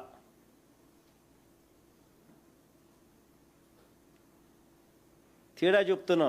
అప్పటికి మా ప్రభుత్వంలో చంద్రబాబు నాయుడు చేస్తూ ఉన్న పిచ్చి ఆరోపణలకు చంద్రబాబు నాయుడు హయాంలో ఇప్పుడు జరిగిన నిజమైన ఈ స్కామ్కు మధ్య తేడా చెప్తా ఉన్నా. బయటకు వస్తున్నదల్లా కేవలం చంద్రబాబు నాయుడు ఆక్రోశం, కొడుకును కాపాడుకోవాలన్న ఆయన ఆరాటం మాత్రమే బయటకు వస్తూ ఉన్నాయి. కొన్ని విషయాలు చెప్తా, కొన్ని ఫ్యాక్ట్స్ లేకపోతాం. దీనికి సంబంధించి కొన్ని ఫ్యాక్ట్స్ లేకపోతాం. చంద్రబాబు నాయుడు గారు ఏదైతే ఆరోపణలు చేస్తూ ఉన్నారో గతానికి సంబంధించి, మా ప్రభుత్వ హయాంలో ఏదైతే సోకాల్డ్ జరిగిందని చెప్పి ఇష్టం వచ్చినట్టుగా ఈయన తప్పుడు ఆరోపణలు ఏదైతే చేసే కార్యక్రమం చేస్తా ఉన్నారో దాని ఫ్యాక్ట్స్ లేకపోతాం. చంద్రబాబు నాయుడు గారు అధికారంలోకి వచ్చిన తర్వాత తొలి ఏడాదిలోనే ఏప్రిల్లోనే ఒక సిట్ వేశాడు. 2025 ఏప్రిల్లోనే చంద్రబాబు నాయుడు గారు అధికారంలోకి వస్తూనే ఒక సిట్ వేసినాడు.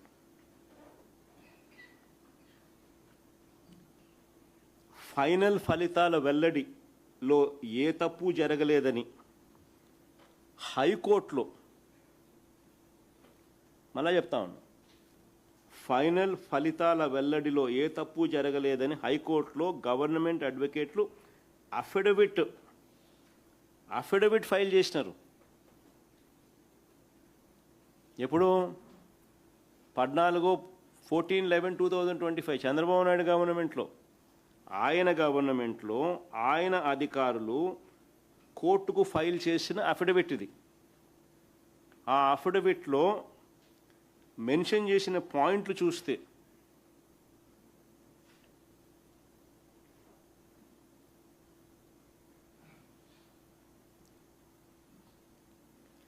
I submit that the manual evaluation camp was conducted in 3 camps, among them 2 in the premises of APPSC and other at SRR and CVR College. The entire evaluation was conducted under the CCTV surveillance by the evaluators deputed from different universities, and the staff of the commission also worked as camp officers, assistant camp officers and scrutinizers. After completion of the said process, interviews were conducted and selections were finalized as per procedure. The entire records, files, payments, particulars are available. ఇది ఎందుకు very important అనేది ముందర చెప్తా. చంద్రబాబు నాయుడు గారి గవర్నమెంట్లోనే చంద్రబాబు నాయుడు గారి అధికారులే 14/11/2025 అంటే చంద్రబాబు నాయుడు ముఖ్యమంత్రిగా ఉండగా ఫైల్ చేసిన అఫిడవిట్ ఇది కోర్టులో. ఇది ఒకవైపున జరుగుతూ ఉండగానే చంద్రబాబు నాయుడు గారు రెండో సిట్ వేసినాడు. మళ్ళా మొదటి సిట్ మీద నమ్మకం లేక అఫిడవిట్లు ఈ మాదిరిగా చంద్రబాబు నాయుడుకు వ్యతిరేకంగా పడ్డం మొదలుపెట్టేసరికి ఎలా ఇరికిచ్చాలా అనే తాపత్రయం అనేది బలంగా పెరుగుతూ రెండో సిట్ కూడా ఇది జరుగుతూ ఉండగానే రెండో సిట్ కూడా 2026 ఫిబ్రవరి 14 మరొక సిట్ వేశారు. నేను అడుగుతా ఉన్నా, సిట్లో ఉండేది ఎవరు అని? చంద్రబాబు నాయుడు గారి కింద పనిచేసేవారు కాదా అని అడుగుతా ఉన్నా. బురద జల్లడం కోసం దర్యాప్తు బృందాలను ఇష్టానుసారంగా వాడుకోవడం చంద్రబాబు నాయుడు గారికి ఏమైనా కొత్త అని అడుగుతా ఉన్నా. అలవాటే కదా ఆయనకు. కానీ ఎంత దారుణంగా బిహేవ్ చేసినా కూడా ఫ్యాక్ట్స్ని అయితే ఎవరు బూడ్చిపెట్టలేరు, బయటికి రావాల్సిందే. ఎందుకంటే అవన్నీ కూడా ఫ్యాక్ట్స్ కాబట్టి వాస్తవాలు ఆటోమేటిక్లీ బయటకు వస్తాయి. 2019 ఎన్నికలకు ముందు, ఇది వెరీ ఇంపార్టెంట్, దీని నుంచి నేను చెప్తాను ప్రతి పాయింట్ కొంచెం చూసుకోండి. 2019 ఎన్నికలకు ముందు చంద్రబాబు ఎన్నికల నోటిఫికేషన్కు కేవలం 76 రోజుల ముందు హడావిడిగా ఈ గ్రూప్ 1 నోటిఫికేషన్ ఇచ్చాడు. ఈ నోటిఫికేషన్ ఇచ్చింది మేం కాదు. 2019 ఎన్నికలకు ముందు చంద్రబాబు గారే 76 రోజుల ముందు హడావిడిగా ఈ గ్రూప్ 1 నోటిఫికేషన్ ఇచ్చాడు. మా ప్రభుత్వం రాకమునిపే మే 2019 May 26th 2019 మళ్ళా రిపీట్ చేస్తున్న date May 26th 2019 prelims exams కూడా అయిపోయినాయి.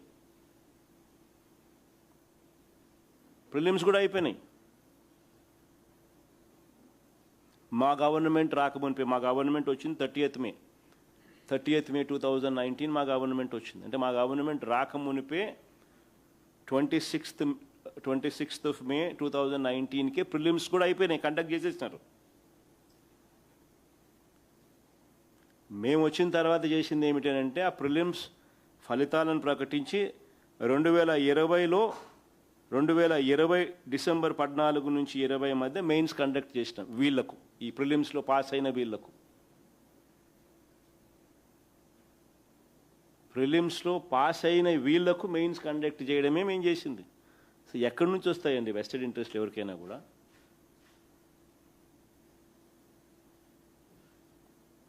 ఎందుకు వస్తాయండి ఎవరికైనా కూడా?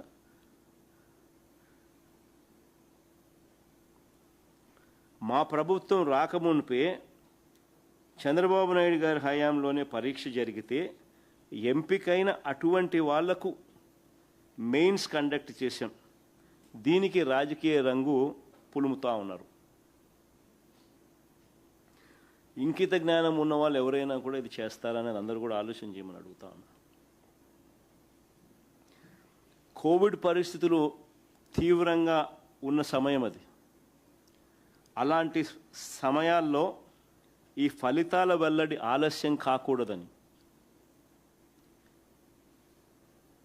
అప్పటి ఏపీపీఎస్సీ కమిషన్ డిజిటల్ ఎవాల్యుయేషన్కు వెళ్ళాలని నిర్ణయం తీసుకుంది.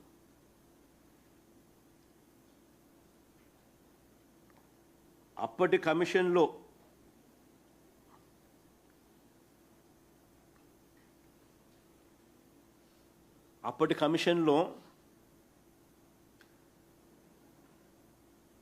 మునుపటి చంద్రబాబు గారి ప్రభుత్వంలోనే నియామకమైన 5 సభ్యులు కూడా దీనికి కన్సెంట్ ఇచ్చినారు. బోర్డులో ఉన్న సభ్యులు కూడా చంద్రబాబు నాయుడు గారు సగం మంది సభ్యులు ఇంకా అప్పుడే 10 మందిలో 5 మంది వాళ్ళే ఉన్నారు. వాళ్ళు కూడా కన్సెంట్ ఇచ్చినారు. డిజిటల్ ఎవాల్యుయేషన్ అంటే ఏందో కాదు. డిజిటల్ ఎవాల్యుయేషన్ అంటే ఏంది? డిజిటల్ ఎవాల్యుయేషన్ అంటే రాసిన ఆన్సర్ స్క్రిప్ట్స్ను స్కాన్ చేసి ఎవాల్యుయేషన్ కోసం ఆన్లైన్లో ఎవాల్యుయేషన్ చేసే వారికి పంపిస్తారు. వాళ్ళు ఆన్లైన్లో మార్కులు వేస్తారు. ఇది డిజిటల్ ఎవాల్యుయేషన్ అంటే. ఇది కూడా కోవిడ్ వల్ల. ఆ రోజుల్లో కోవిడ్ పరిస్థితులు ఏమిటి, ఎంత సీరియస్గా ఉన్నాయనేది మీ అందరికీ కూడా జ్ఞాపకం ఉండే ఉంటుంది. రక్త సంబంధికులు చనిపోతే వారికి అంత్యక్రియలు కూడా నిర్వహించాలంటే బంధువులు సైతం భయపడే పరిస్థితులు అప్పట్లో.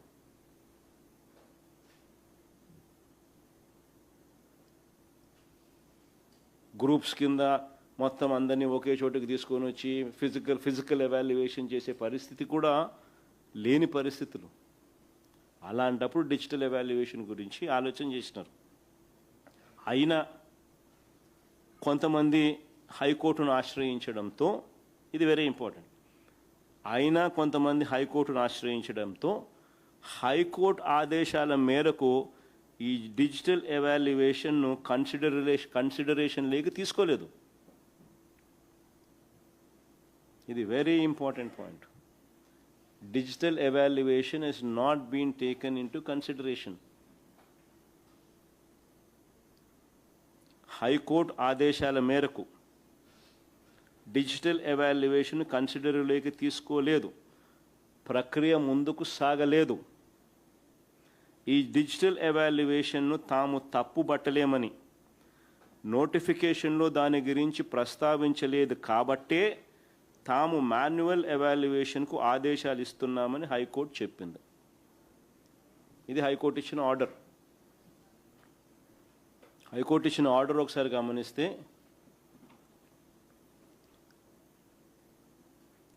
this order will not preclude the APPSC from adopting digital or any other such advanced modes for future evaluation, future examinations.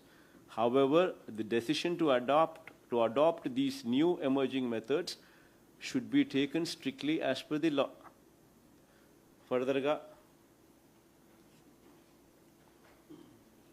వాళ్ళు చెప్పింది ఏంటంటే డిజిటల్ ఎవాల్యుయేషన్ను తాము తప్పు పెట్టలేమని నోటిఫికేషన్ దగ్గర నుంచి నోటిఫికేషన్లో దీని గురించి ప్రస్తావించలేదు కాబట్టి తాము మాన్యువల్ ఎవాల్యుయేషన్కు ఆదేశాలు ఇస్తున్నామని హైకోర్టు చెప్పింది. This is what high court said. సో ఇది హైకోర్టు చెప్పిన తర్వాత అసలు digital evaluation is been cancelled. It is not been taken into consideration itself. High court ఆదేశాల మేరకు డిజిటల్ ఎవాల్యుయేషన్ను పక్కన పెట్టేసినారు. పక్కన పెట్టి మాన్యువల్ ఎవాల్యుయేషన్ చేయడం, ఆ మార్కుల ఆధారంగా వారందరికీ ఇంటర్వ్యూలు నిర్వహించడం, రిక్రూట్మెంట్ పూర్తి చేసి ఆ 165 మందికి పోస్టులు ఇచ్చినారు. ప్రతి దశ కూడా హైకోర్టు ఆదేశాలతోనే ప్రక్రియ అంతా నడిచింది. ప్రతి దశలో కూడా హైకోర్టు ఆదేశాలతోనే ఈ ప్రక్రియ అంతా కూడా నడిచింది. ఇంకా విచిత్రం ఏమిటంటే 4 ఏళ్ల నుంచి వీళ్ళంతా ఉద్యోగాలు చేస్తూ ఉన్నారు. ఈ 165 మంది 4 ఏళ్ల తర్వాత ఇప్పుడు మళ్ళీ చంద్రబాబు నాయుడు గారు వారిపై విషం కక్కుతున్నాడు.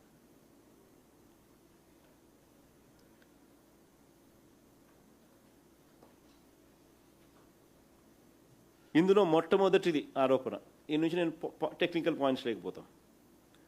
ఇందులో మొట్టమొదటి ఆరోపణ వీళ్ళు చేస్తూ ఉన్నది ఏంది? డిజిటల్ ఎవాల్యుయేషన్లో ఏదో జరిగిపోయిందని, ఫలితాలు తారుమారు చేశారనేది ఆరోపణ. ఇదే వీళ్ళు చేస్తూ ఉన్న మొట్టమొదటి ఆరోపణ. ఒక్కొక్క ఆరోపణ చెప్పుకుంటూ పోతున్నాను. డిజిటల్ ఎవాల్యుయేషన్లో ఏదో జరిగిపోయిందని, ఫలితాలు తారుమారు చేశారని ఆరోపణ. నేను అడుగుతా ఉన్నా, అసలు డిజిటల్ ఎవాల్యుయేషనే హైకోర్టు పక్కన పెట్టినప్పుడు, అసలు డిజిటల్ ఎవాల్యుయేషనే కన్సిడరేషన్లోకి తీసుకోనప్పుడు, హైకోర్టు ఆర్డర్ ప్రకారము మాన్యువల్ ఎవాల్యుయేషన్ చేసిన తర్వాత తుది ఫలితాలు ప్రకటించి ఆ తర్వాతనే ప్రక్రియ కొనసాగినప్పుడు అసలు డిజిటల్ ఎవాల్యుయేషన్ అనే మాట ఎందుకు వస్తూ ఉంది?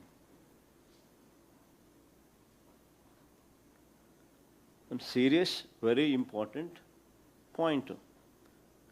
అసలు డిజిటల్ ఎవాల్యుయేషన్ కన్సిడరేషన్లోకి తీసుకున్నప్పుడు, హైకోర్టు ఆదేశాల మేరకు దాన్ని పక్కన పెట్టేసినప్పుడు, హైకోర్టు ఆదేశాల మేరకు ఫిజికల్ మాన్యువల్ ఎవాల్యుయేషన్ ఆధారంగా ఫలితాలు ప్రకటించినప్పుడు, అసలు డిజిటల్ ఎవాల్యుయేషన్ కన్సిడరేషన్లోనే లేనప్పుడు డిజిటల్ ఎవాల్యుయేషన్ అనే మాట ఎందుకు వస్తూ ఉంది?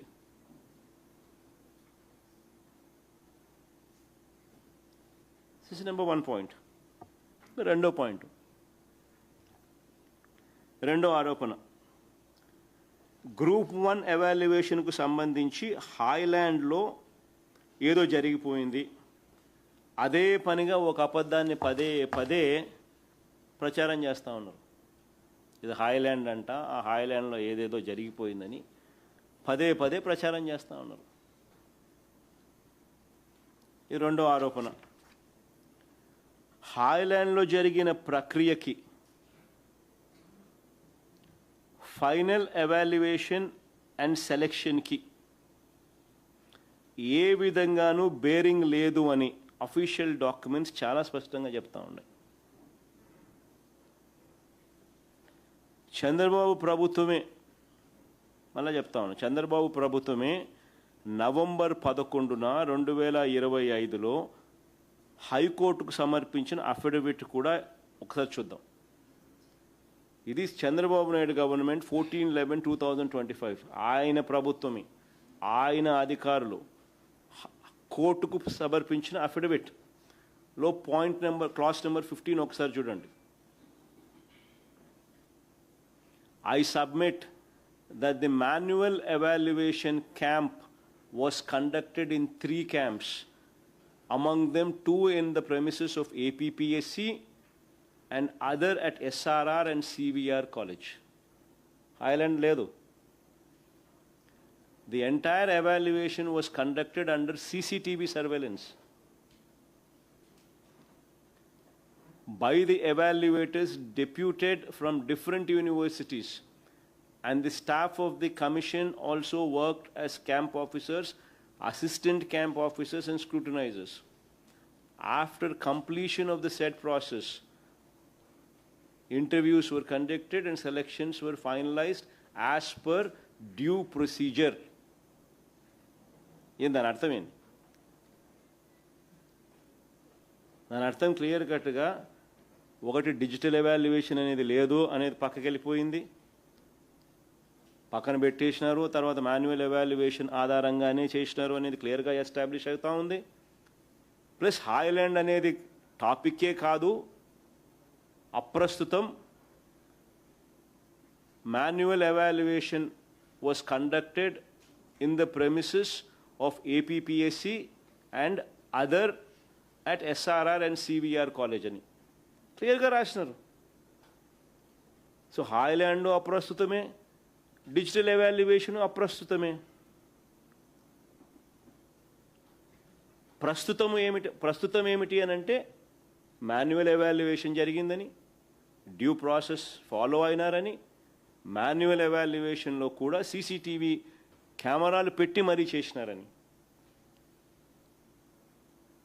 ఆ మాన్యువల్ ఎవాల్యుయేషన్ కూడా APPSCలోనూ SRR అండ్ CVR కాలేజెస్లోనూ జరిగినాయనేది ప్రస్తుతం. సో మిగతావన్నీ అప్రస్తుతం. ఇక మూడో పాయింట్, జవాబు పత్రాల్లో ఏదో ట్యాంపరింగ్ జరిగిందని. జవాబు పత్రాల్లో ఎలాంటి ట్యాంపరింగ్ జరగలేదని. అసలు నేను ఇక్కడ ఈ పాయింట్కి పోకముందు ఇంకో పాయింట్ చెప్తాను. CCTV ఫుటేజీలు పెట్టి ఏకంగా చేసినారు. CCTV ఫుటేజ్ సర్వేలెన్స్తో ఈ మాన్యువల్ ఎవాల్యుయేషన్ జరిగింది. నేను అడుగుతాను, ఇంతకుముందు చంద్రబాబు నాయుడు ఎప్పుడైనా చేయించినాడు? చంద్రబాబు నాయుడు గతంలో జరిగిన APPSC ఎగ్జామ్స్లో 2016లో చేసినాడు, 2017లో చేసినాడు. ఆయన CCTVలు ఉన్నాయి ఎక్కడన్నా? నేను అడుగుతా ఉన్నా. అంటే ఏ స్టేజ్కు వీళ్ళు పోయి ఎంత బాగా చేసినా కూడా గౌతమ్ సవాంగ్ అనే వ్యక్తి చాలా అంటే చాలా ఎఫిషియెంట్ పర్సన్. వీళ్ళంతా IAS, వీళ్ళంతా IPS ఆఫీసర్లు. వీళ్ళంతా ఏ ఊరికే ఎలా టప్ప మనుషులుగా అడిషనల్ డీజీలు ఈ లెవెల్ మనుషులు అందరు వీళ్ళంతా.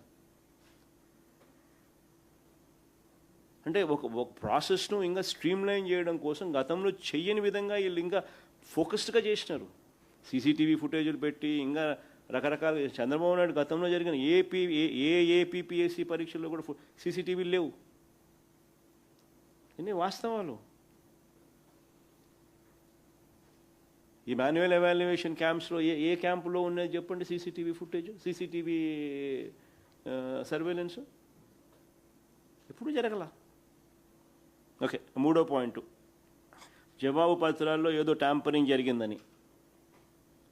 జవాబు పత్రాల్లో ఎలాంటి ట్యాంపరింగు జరగలేదని, అవి చెక్కు చెదరకుండా ఉన్నాయని ఫోరెన్సిక్ ఆడిట్లో అది తేలింది అని స్వయంగా సిట్ రిపోర్ట్లో చెప్పిన తర్వాత కూడా ఈ విషయ ప్రచారం చేస్తా ఉన్నారు. ఇది వాళ్ళ SIT report. The SIT investigation revealed no evidence of alteration or substitution of the original answer scripts, and the reported barcode mismatches appear to be attributable to human error during handling or technical errors in the scanning indexing process.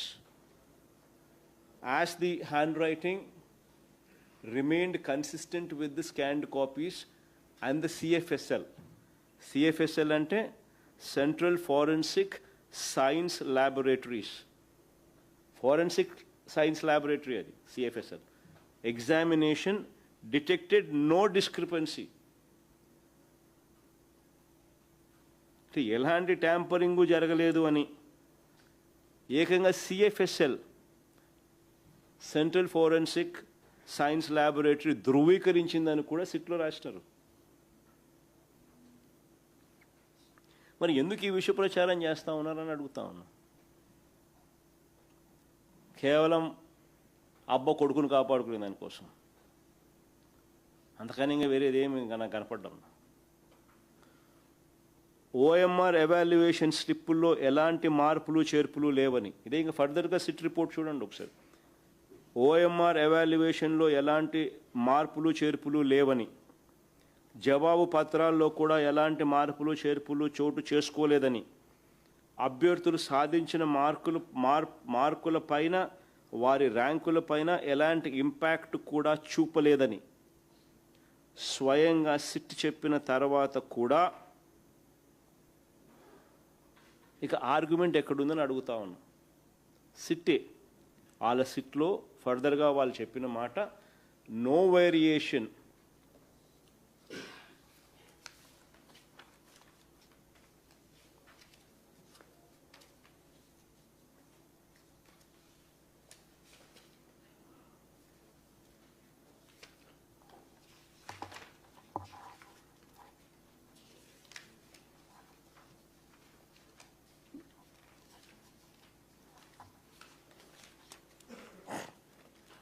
no variation whatsoever was found in the marks recorded on the OMR valuation slips.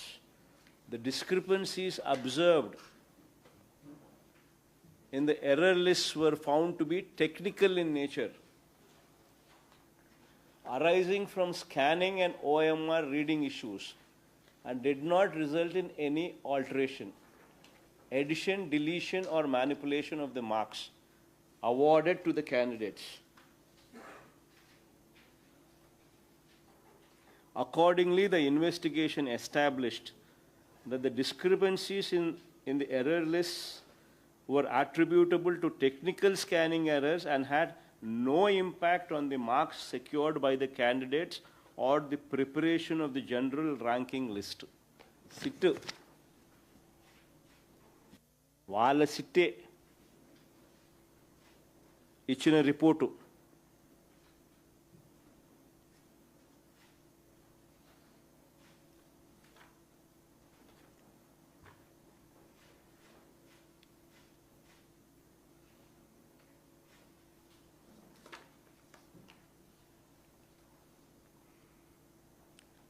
OMR valuation స్లిప్పుల్లో ఎలాంటి మార్పులు చేర్పులు లేవని, జవాబు పత్రాల్లో కూడా ఎలాంటి మార్పులు చేర్పులు చోటు చేసుకోలేదని, అభ్యర్థులు సాధించిన మార్కుల పైన వారి ర్యాంకుల పైన ఎలాంటి ఇంపాక్ట్ కూడా చూపలేదని స్వయంగా సిట్ చెప్పిన తర్వాత ఇందులో ఆర్గ్యుమెంట్ ఎక్కడుందని అడుగుతాం. 4వ పాయింట్, ఓఎంఆర్ షీట్ల సవరణలు గుర్తు తెలియని అజ్ఞాత వ్యక్తులు చేశారని, వారికి ఎలాంటి అర్హత లేదంటూ లేనిపోని రాస్తున్నారు. చంద్రబాబు నాయుడు, ఆయనకు సంబంధించిన ఈనాడు, ఒక ఆంధ్రజ్యోతి, ఓ TV5 అందరూ దొంగలే. వీళ్ళే తప్పు చేస్తారు, వీళ్ళే ఏలెత్తి వేరే వాళ్ళ మీద చూపిస్తారు. ఇది 4వ ఆరోపణ, ఓఎంఆర్ షీట్ల సవరణలు గుర్తు తెలియని అజ్ఞాత వ్యక్తులు చేశారని, వారికి ఎలాంటి అర్హత లేదంటూ లేనిపోని రాస్తూ ఉన్నారు. ఆశ్చర్యం అనిపిస్తుంది. CCTV సర్వేలెన్స్లో జరుగుతుంది.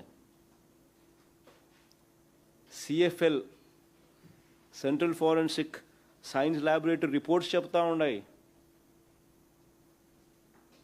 ఎలాంటి ట్యాంపరింగ్ జరగలేదని. సిట్ రాయక తప్పని పరిస్థితుల్లో ఇవన్నీ కూడా రాస్తూ ఉంది. మరి ఏ రకంగా ఎవడో గుర్తు తెలియని అజ్ఞాత వ్యక్తులు చేశారని, వారికి ఎలాంటి అర్హత లేదని లేనిపోని రాస్తూ ఉన్నారు. ఓఎంఆర్ షీట్ల సవరణలు అంట ఎలా చేస్తారండి అట? కానీ ఇదే సిట్ నివేదిక రిపోర్ట్లో, ఇదే సిట్స్ నివేదిక దీనికి సంబంధించి ఏం రాసినారు? Accordingly, the SIT examined the concerned examiners and showed them the respective OMR valuation slips containing such corrections. Most of the examiners confirmed that the corrections had in fact been made by them during the course of evaluation. They stated that although the corrections were made by them, they had inadvertently omitted to affix their initials against some of the corrections. The examiners attributed this omission to oversight during the evaluation process and denied that the corrections had been made by any unauthorized persons. Thus, the investigation established that in the majority such cases, the absence of initials was attributable to the inadvertent omission of the concerned examiners rather than subsequent unauthorized alterations by the third parties. Clear cut ga rasaru. ఏ రకంగా చెప్తా ఉన్నారని అడుగుతా ఉన్నా నేను. మీ సిట్లోని రిపోర్ట్లోని భాగాలు ఇవన్నీ CCTV ఫుటేజ్లు ఉన్నాయి, CFL reports ఉన్నాయి, సెంట్రల్ ఫోరెన్సిక్ ల్యాబ్ రిపోర్ట్స్ ఉన్నాయి. మీ సిట్టే రాసిన రిపోర్టు ఎగ్జామినర్స్ ఎవరైతే చేసినారో వాళ్ళనే అడిగినారు. వీళ్ళంతా పోయి హ్యాండ్ రైటింగ్ టెస్ట్ చేసినారు, హ్యాండ్ రైటింగ్ చెక్ చేసినారు.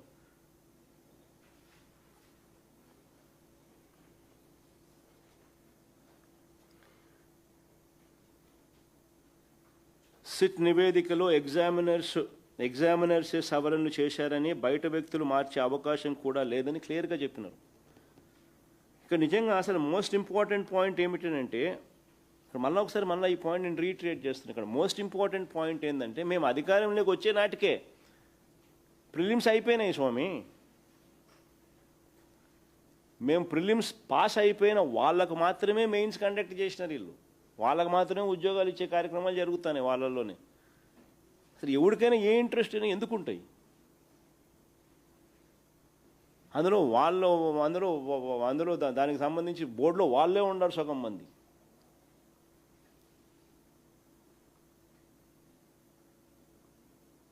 ఎవడైనా ఎందుకు చేస్తారు?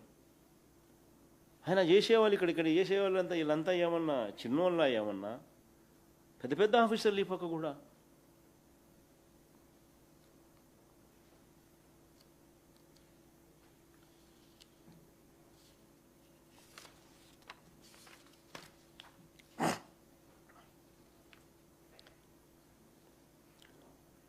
ఐదోది,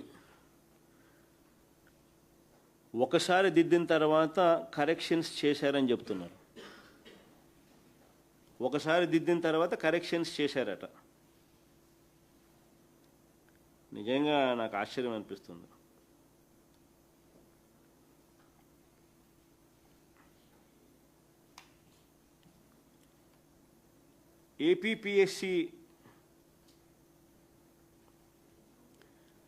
ఏపీపీఎస్సి పేపర్లో ఎవాల్యుయేషన్ అనేది నిజంగా ఎలా జరుగుతాయి అనేది ఒకసారి అర్థం కావాలి. ఒకసారి దిద్దిన తర్వాత కరెక్షన్స్ చేశారంట, తప్పంట.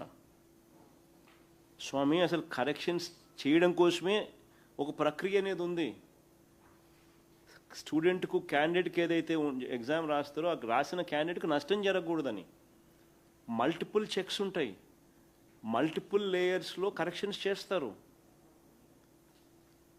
ఇది యూపీఎస్సీ అయినా కానీ ఏపీపీఎస్సీ అయినా కానీ ఇది ఒక ప్రక్రియ. లేకపోతే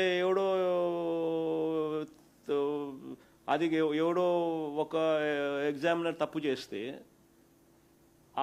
అది స్టూడెంట్కు నష్టం జరగకూడదు కదా. సో మల్టిపుల్ లేయర్స్ ఉంటాయి. It's process. ఏపీపీఎస్సి పేపర్ల ఎవాల్యుయేషన్ అనేక దశలు, అనేక మంది బాధ్యులు ఉంటారు. ఒక క్యాంప్ ఆఫీసర్ ఉంటాడు, ఆయన కింద అసిస్టెంట్ క్యాంప్ ఆఫీసర్ ఉంటాడు, ఆయన కింద ఎగ్జామినర్ ఉంటాడు. ఎగ్జామినర్ చేసిన ఎవాల్యుయేషన్ పరిశీలించడానికి ఒక స్క్రూటనైజర్ ఉంటారు. వీళ్ళందరి మీద ఒక చీఫ్ ఎగ్జామినర్ ఉంటాడు. ప్రతి జవాబు పత్రాన్ని వీళ్ళంతా చూస్తారు. జవాబు పత్రం వీళ్ళందరి దగ్గరకు వెళ్తుంది. ప్రతి ఒక్కరూ దాన్ని పరిశీలిస్తారు. క్యాండిడేట్కు నష్టం జరగకుండా ఎక్కడైనా తప్పులు జరిగితే సరిదిద్దాల్సిన చోట వీళ్ళంతా సరిదిద్దుతారు. ఈ దిద్దుబాట్లన్నీ కూడా కంట్రోల్ బండిల్ స్లిప్పుల్లో నమోదవుతాయి. ప్రతి ఒక్కరి సంతకాలు ఉంటాయి. డిస్ప్లే చేయమా ఇది కంట్రోల్ బండిల్ స్లిప్పు. ప్రతి ఒక్కరి సంతకాలు ఉంటాయి. ఈ దిద్దుబాట్లన్నీ కూడా ఇక్కడ గమనిస్తే ఇక్కడ corrections, the number of corrections అని, ఇది ఒక ప్రొసీజరు. ఆ తర్వాత సంతకాలు, signature of the examiner, signature of the chief examiner, signature of the scrutiniser, ఇవన్నీ పెడతారు.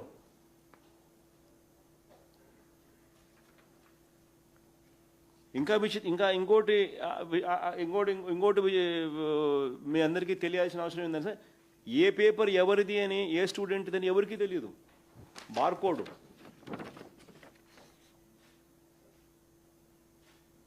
అసలు ఎగ్జామ్ కరెక్ట్ చేసే ఎగ్జామినర్కి అసలు తెలియని కూడా తెలియదు ఈ పేపర్ ఎవరిదని. స్టూడెంట్ పేరు ఉండదు, బార్కోడ్ ఉంటుంది అంతే. మన సీసీటీవీ ఫుటేజ్లు కూడా కొత్తగా యాడ్ చేసినారు, సీసీటీవీలు కూడా. ఎట్లా చేస్తారండి అసలు? ఈ దిద్దుబాట్లన్నీ కూడా కంట్రోల్ బండిల్ స్లిప్లో నమోదవుతాయి, ప్రతి ఒక్కరి సంతకాలు ఉంటాయి. సవరణలు అనేవి ఎవాల్యుయేషన్ ప్రక్రియలో ఒక భాగం, ఏపీపీఎస్సీ అయినా సరే యూపీఎస్సీలో అయినా కూడా. ఇంకా సుప్రీంకోర్టు జడ్జిమెంట్ కూడా ఉంటుంది, అది కూడా చూపించము ఒకసారి.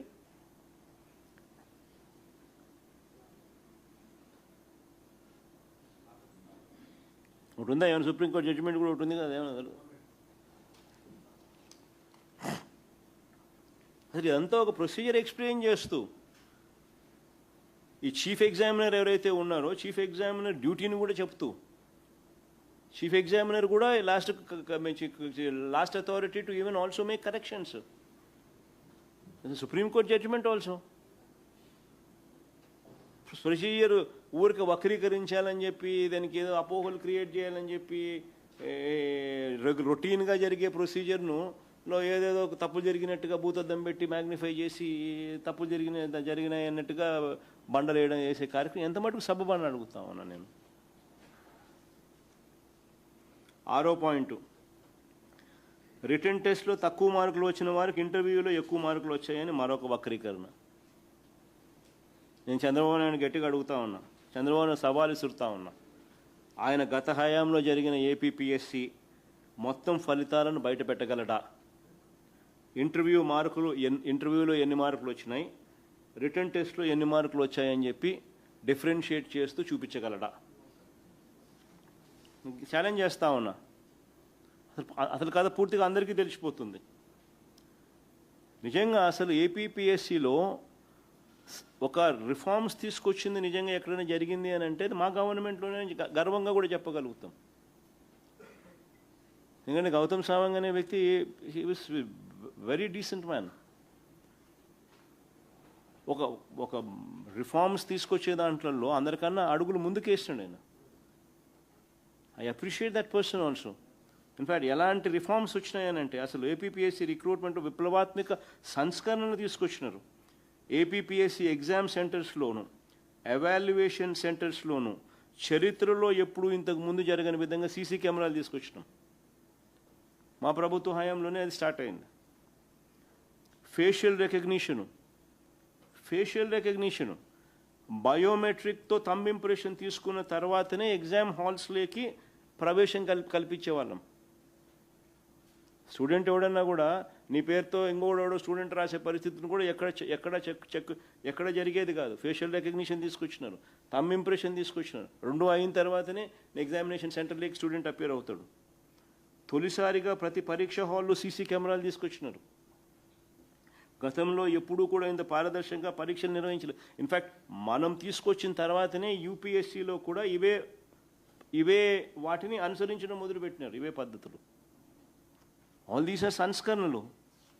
ఇన్ఫ్యాక్ట్ రిక్రూట్మెంట్లో ఈ ఇంటర్వ్యూస్ అనేటి ఎంత సంస్కరణలు తీసుకొచ్చినారనంటే వైఎస్ఆర్సీపీ రాకమునుపు ఏపీపీఎస్సీ సెలక్షన్కు సంబంధించి ఒకటే ఇంటర్వ్యూ బోర్డు. ఇది బాగా అందరు వినండి. ఇది వైఎస్ఆర్సీపీ నిజంగా ప్రభుత్వం ఎంత సిన్సియర్గా ఎంత ట్రాన్స్పరెంట్గా చేసిందన్న దానికి నిదర్శనం. వైఎస్ఆర్సీపీ ప్రభుత్వం రాకమునుపు ఏపీపీఎస్సీ సెలక్షన్స్కు సంబంధించి ఒకే ఇంటర్వ్యూ బోర్డు. అందులో ఒకరు మాత్రమే సివిల్ సర్వీసెస్ అధికారి, అందులో ఒకరు మాత్రమే సివిల్ సర్వీసెస్ అధికారి ఆ బోర్డులో కూడా. కానీ మేము వచ్చిన తర్వాత 3 ఇంటర్వ్యూ బోర్డులు పెట్టినాం. పెట్టడమే కాకుండా మొత్తంగా 24 మంది ఐపీఎస్ ఐఏఎస్ అధికారులు ఇంటర్వ్యూలు చేసేవాళ్ళు. 24 మంది, ఒకరు కాదు, గతంలో మాదిరిగా ఒకరు కాదు బోర్డు మెంబర్. 24 మంది ఐపీఎస్ ఐఏఎస్లు ఇంటర్వ్యూలు చేశారు. ఒక బోర్డు కాదు, 3 బోర్డులు. దీంతో పాటు రాష్ట్రంలోని వివిధ యూనివర్సిటీలకు చెందిన 6 వీసీలు కూడా ఇంటర్వ్యూలు చేసిన వారిలో ఉన్నారు. ఏ ఇంటర్వ్యూ, ఇది మోస్ట్ ఇంపార్టెంట్, ఏ ఇంటర్వ్యూలో ఏ బోర్డు మెంబర్ ఉన్నారో కూడా తెలియకుండా జంబ్లింగ్ పాటించినారు. అసలు క్యాండిడేట్కే తెలియదు అసలు ఏ బోర్డు లేకపోతున్నాడు, ఆ బోర్డులో ఎవరున్నారని. This is revolution. ఏ ఇంటర్వ్యూలో ఏ బోర్డు మెంబర్ ఉన్నారో కూడా తెలియకుండా జంబ్లింగ్ పాటించారు. అంత పగడ్బందీగా ఎంపిక జరిగింది. ఇప్పుడు మళ్ళీ చంద్రబాబు నాయుడు ఏం చేసినాడు తెలుసా, దీన్ని పక్కన పడేసినాడు. మళ్ళీ చంద్రబాబు నాయుడు ఏం చేసినాడు అది కూడా అందరికీ తెలియాలి. చంద్రబాబు నాయుడు దీన్ని పక్కన పడేసి మళ్ళీ ఒకే ఇంటర్వ్యూ బోర్డును చంద్రబాబు నాయుడు తీసుకొచ్చినాడు. మళ్ళీ పాత పద్ధతి. అంటే ఒకరే సివిల్ సర్వీసెస్ అధికారి. 24 మంది మా ప్రభుత్వ హయాంలో, ఇప్పుడు ఒకరు. అసలు మా ప్రభుత్వానికి ఈ ప్రభుత్వానికి తేడా ఎంత ఉంది అని చెప్పడానికి నిజంగా మా హయాంలో 130,000 మంది ఉద్యోగాలు ఇచ్చిన గ్రామ సచివాలయాల్లో ఎక్కడన్నా ఒక్క కంప్లైంట్ వచ్చిందని అడుగుతా ఉన్నా.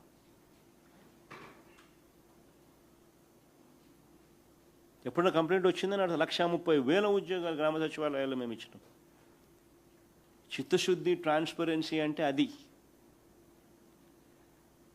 ఇక్కడ చూస్తే 372 మందికి వీళ్ళే జీవోలు ఇచ్చి, వీళ్ళ ఎమ్మెల్యేల సర్టిఫికెట్లు ఇచ్చి, వీళ్ళ ఎంపీలే సర్టిఫికెట్లు ధృవీకరించి ఇష్టం వచ్చినట్టుగా ఏ ఎగ్జామ్ లేకుండా ఉద్యోగాలు ఇచ్చుకుంటూ స్కాములు చేస్తూ ఉన్నారు.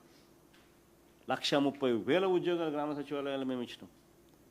ఒక ఆరోపణ వచ్చిందా? వైఎస్ఆర్సీపీ ప్రభుత్వ హయాంలో ఏపీపీఎస్సీ ద్వారా 78 నోటిఫికేషన్లు ఇచ్చి 6,296 పోస్టులు భర్తీ చేసినాం. ఎక్కడైనా ఒక్క కాంట్రవర్సీ అన్న వచ్చిందని అడుగుతా ఉన్నా. మా హయాంలో వైఎస్ఆర్సీపీ 78 నోటిఫికేషన్లు ఇచ్చి 6,296 పోస్టులు ఇచ్చి భర్తీ చేసినాం. ఎక్కడా కూడా విభేదాలు లేవు, ఎక్కడా కూడా వివాదాలు లేవు, కాంట్రవర్సీస్ ఎక్కడా లేవు. మేము ఇచ్చిన దాంట్లో 7 నోటిఫికేషన్ చంద్రబాబు పెండింగ్లో పెట్టినాడు, మరో 2 రద్దు చేశాడు. ఇది చంద్రబాబు నాయుడు గారికి నిరుద్యోగుల మీద ఉన్న ప్రేమ.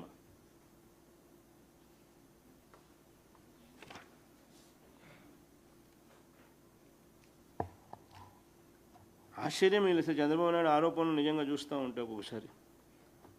ఇంకోటి అంటాడు, కొంతమంది ఎవాల్యుయేటర్స్ 7th పాయింట్, కొంతమంది ఎవాల్యుయేటర్స్ సెల్ ఫోన్లో మాట్లాడారంట. ఇవి సీసీ కెమెరాల్లో కనిపించాయంట. అసలు నేను అడుగుతాను, అసలు బుద్ధి జ్ఞానం ఉందా చంద్రబాబు నాయుడు నీకు అని చెప్పి అడుగుతా ఉన్నా.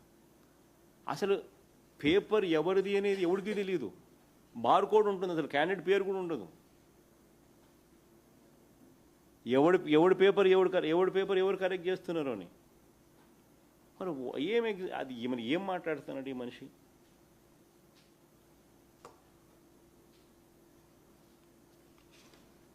పైగా సీసీ కెమెరాలు కూడా ఉన్నాయి. మళ్ళీ అలా ఫోన్లలో మాట్లాడిన వారిని విచారించారు కదా. మళ్ళీ అడుగుతాను, అది కూడా ఫోన్లో మాట్లాడినానంటాను కదా, సీసీ కెమెరాలో కనిపించినాయి కాబట్టి నువ్వు అడుగుతావు. నువ్వు మరి వాళ్ళని విచారించినారు కదా, ఏం జరిగింది? వాళ్ళు ఏమైనా చెప్పినారా? అసలు బార్ కోడ్ ఉంటుంది, అసలు ఎవడి పేపర్ ఎవడిదో ఎవడికి తెలియదు. పైగా సీసీ కెమెరాలు. వక్రీకరణకైనా హద్దు పొద్దు అనేది ఎక్కడైనా ఉండాలి. నేను చంద్రబాబు నాయుడు గారిని గట్టిగా అడుగుతాను, చంద్రబాబు నాయుడు గారు, నువ్వు నీ కొడుకు ఇద్దరికి సవాల్ విసురుతాను. ఈ డిఎస్సి మా హయాంలో జరిగిన నువ్వు ఆరోపణ చేస్తావు, ఆ డిఎస్సి రెండు సిబిఐకి మేము రెడీ. మేము తప్పు చేయలేదు కాబట్టి నేను రెడీ అంటాను. నేను రెడీ అంటాను, నువ్వు రెడీనా? ఛాలెంజ్. చంద్రబాబు నాయుడు గట్టిగా అడుగుతాను, ఆయన కొడుకుని ఇద్దరిని.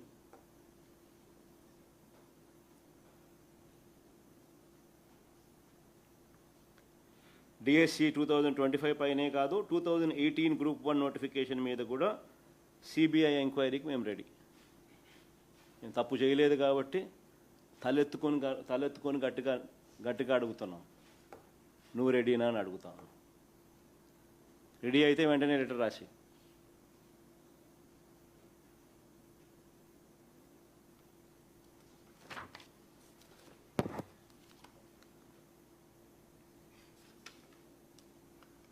అప్పటి డిఎస్సి పరీక్షకు, అంటే మా హయాంలో జరిగిన డిఎస్సి పరీక్షకు ఇప్పుడు డిఎస్సి పరీక్షకు ఇప్పుడు అదేంటే ఏపీపీఎస్సీని డిఎస్సిని కదా చూడండి.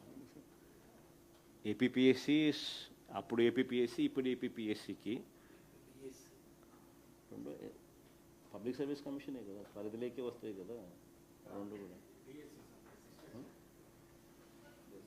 డిఎస్సి అప్పటి ఏపీపీఎస్సీ పరీక్ష ఇప్పుడు డిఎస్సి మాదిరిగా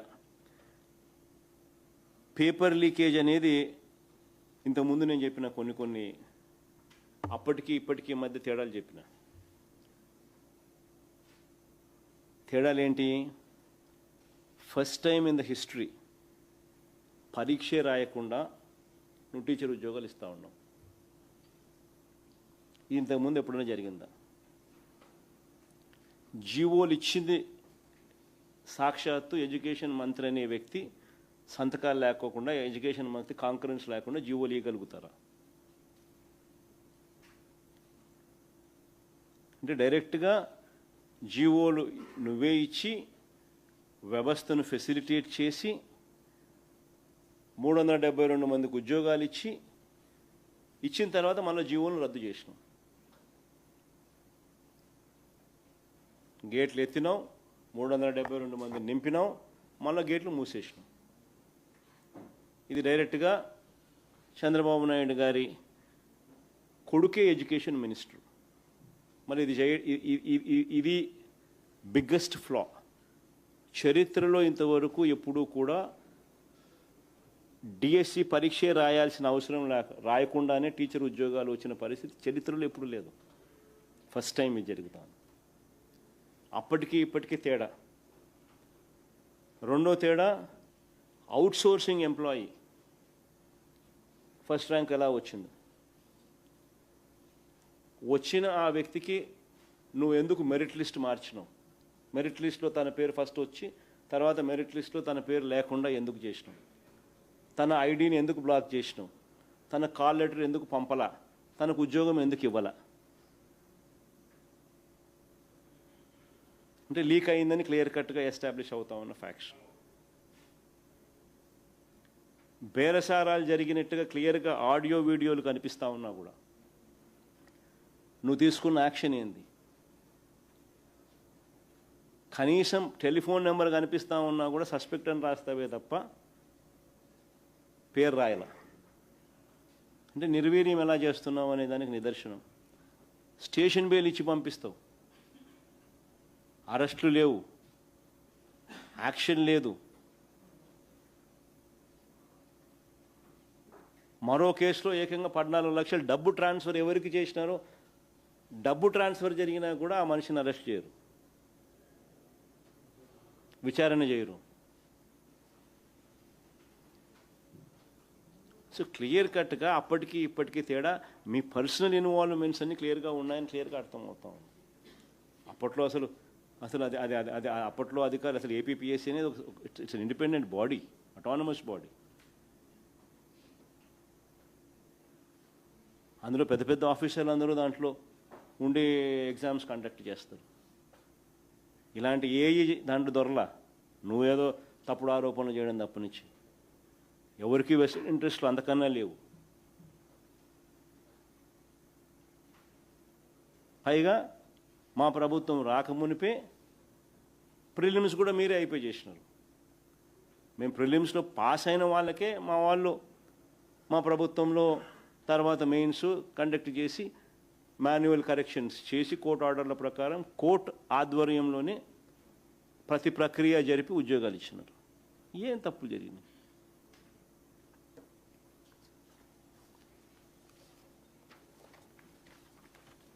బేసిక్లీ ఈ రెండు విషయాలు ఈరోజు సుదీర్ఘంగా చెప్పడం జరిగింది. నెక్స్ట్ వెడ్నెస్డే మళ్ళీ నెక్స్ట్ వీక్ ఇంతకుముందు నేను చెప్పినట్టుగా రైతుల సమస్యలు, సంక్షోభము, కరువు అండ్ ఆల్సో బీసీలకు సంబంధించి ఎవరు ఏం చేసినారు, బీసీల రిజర్వేషన్లకు సంబంధించి అంశాలు, ప్లస్ పోలీసుల చేతనే డైరెక్ట్గా దగ్గరుండి గంజాయి అమ్మిస్తూ ఉన్న పరిస్థితి, రాష్ట్రం మొత్తం గంజాయి ఆంధ్రప్రదేశ్గా ఎలా మారిపోయింది, ఈరోజు ఏ రకంగా ప్రతి ఊరి చివర ప్రతి ఊర్లోకి గంజాయి పాకింది. ఇంత దారుణంగా గంజాయి మద్యం గ్రామ స్థాయిలోకి వెళ్ళిపోయిన పరిస్థితులు ఎప్పుడూ లేవు. ఎక్కడ చూసినా, ఏ సందు చూసినా బెల్ట్ షాప్ కనిపిస్తుంది, ఏ ఊరు చూసినా బెల్ట్ షాప్ కనిపిస్తుంది, ఏ సందు ఏ ఊరిలో చూసినా గంజాయి దొరుకుతాం. డైరెక్ట్గా పోలీసులే గంజాయి అమ్మిస్తూ ఉన్నారు. ఈ పరిస్థితి ఇంతకుముందు ఎప్పుడూ లేదు. వీటి మీద సుదీర్ఘంగా నెక్స్ట్ వీక్ మళ్ళీ మాట్లాడతాం. సార్, ఈ మెగా డిఎస్సి అంశానికి సంబంధించి మీరు సిబిఐ ఎంక్వైరీ కోసం ప్రభుత్వాన్ని ఎన్నిసార్లు డిమాండ్ చేస్తా ఉన్నా ప్రభుత్వం నుంచి సానుకూల స్పందన రావట్లేదు. సో మీరేమైనా డైరెక్ట్గా సిబిఐకి లేఖ రాయటం కానీ లేకపోతే ఆధారాలు సమర్పించడం కానీ మెగా డిఎస్సి విషయంలో మీరు సిబిఐ ఎంక్వైరీ కోసం చాలా రోజులుగా పోరాటం చేస్తూ ఉన్నారు. బట్ ప్రభుత్వం ఈ విషయంలో స్పందించడం లేదు కదా. మీరే డైరెక్ట్గా ఏమైనా సిబిఐకి లేఖ రాయటం కానీ లేదంటే ఆధారాలు అందించడం కానీ ఎట్లాంటి ఆలోచన ఏమైనా చేస్తూ ఉన్నారు sir?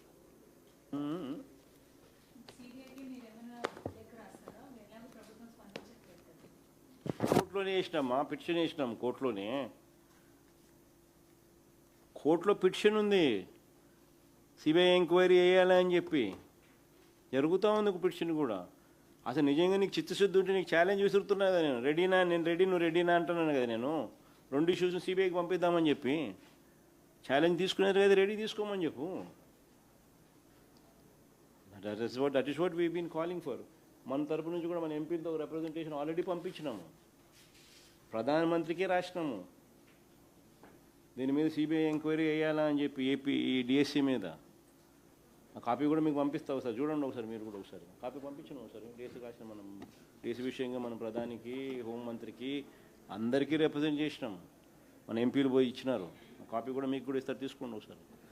Sir, recently the Chief Minister said fiscal deficit is a myth. What are your reflections on that? Because when you take debt and run the state, you will run into fiscal deficit. So if it is a myth, what are your reflections? You should question the IQ of the Chief Minister. If someone being in the Chief Minister's post says that fiscal deficit is a myth, then what kind of IQ does he have? Sir, what kind of IQ is that? సరే, నెల 20 నుంచి ఉద్యోగులంతా రోడ్లు ఎక్కుతామంటున్నారు. గత 2.5 సంవత్సరాల నుంచి చాలా ఇబ్బందులు పడుతున్నాం. కరోనా లాంటి సమయంలో కూడాను తమ ఎప్పుడు ఇబ్బంది పడలేదు. ఆత్మగౌరవం దెబ్బతినేలాగా ఈ ప్రభుత్వం వ్యవహరిస్తున్నారు. ఉద్యోగస్తులకు అన్ని రకాలుగా చంద్రబాబు నాయుడు గారు మోసం చేసినారు. ఈరోజు చంద్రబాబు నాయుడు గారు మేనిఫెస్టో ఈరోజు గమనిస్తే అందరికీ ఓపెన్గా ఉండే డాక్యుమెంట్ అది. ఒకసారి మేనిఫెస్టో చూడండి ఒకసారి. ఎన్నికలప్పుడు చంద్రబాబు నాయుడు ఏం చెప్పినాడో ఒకసారి గమనించండి. వస్తూనే ఐఆర్ అన్నాడు, ఐఆర్ ఇవ్వాల. పిఆర్సీ చైర్మన్, ఉన్న పిఆర్సీ చైర్మన్ను రద్దు చేసినాడు. కొత్త పిఆర్సీని ఇంతవరకు అపాయింట్ చేయాలి. అపాయింట్ చేస్తే రికమెండేషన్ వస్తే జీతాలు పెంచాల్సి వస్తుందని చెప్పి అది కూడా రద్దు చేసినాడు. సో ఐఆర్ లేదు, పిఆర్సీ లేదు, 5 డిఎల్ పెండింగ్. ఇంకా సరెండర్ లీవ్స్ దగ్గర నుంచి మొదలు పెడితే ఏపీజీఎల్ఐ దగ్గర నుంచి ఇటువంటి అన్నీ లెక్కేసుకుంటే దాదాపుగా 35-40 వేల కోట్ల రూపాయలు బకాయిలు ఉన్నాయి.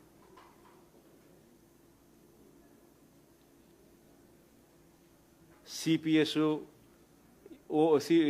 సిపిఎస్ను కూడా తీసేస్తాను అని చెప్పిన హామీ కూడా అది కూడా మా ప్రభుత్వ హయాంలో కనీసం ఎంప్లాయీస్ గురించి ఆలోచన చేసి మేము తెచ్చిన ఒక రెవల్యూషను దేశం మొత్తం ఫాలో అవుతుంది ఈరోజు జీపీఎస్ గ్యారంటీడ్ పెన్షన్ స్కీమ్. ఇప్పుడు అది లేదు, ఇది లేదు. ఈ రకంగా ఎంప్లాయీస్ అనేవాళ్ళు చంద్రబాబు నాయుడు గారి గవర్నమెంట్ మీద సంతోషం వ్యక్తం చేస్తారు. అన్ని రకాలుగా ఎంప్లాయీస్ను ఈరోజు అన్ని రకాలుగా ఎంప్లాయీస్కు నష్టం చేసిన వ్యక్తి చంద్రబాబు నాయుడు గారు. మరోవైపున వాళ్ళ ఆత్మస్థైర్యాన్ని దెబ్బతీస్తూ ఉన్నాడు, వాళ్ళ ఆత్మవిశ్వాసాన్ని దెబ్బతీస్తూ ఉన్నాడు. వాళ్ళ సమస్యల రిప్రజెంటేషన్ కోసం మా పార్టీ ఎంపీలతో కలిసి ఢిల్లీకి వెళ్ళి రిప్రజెంటేషన్ ఇస్తే, which is a genuine problem. TET అనేది వాళ్ళు సెలెక్ట్ అయినప్పుడు టెట్ ఎగ్జామ్ లేదు. టెట్ అనేది వచ్చింది సబ్సిక్వెంట్గా టెట్ వచ్చింది. ఆ సబ్సిక్వెంట్గా వచ్చిన ఆ టెట్ను ఇప్పుడు కోర్టు మిస్లెడ్ అయ్యి వీళ్ళు టెట్ రాయాలా ఇప్పుడు అని చెప్పి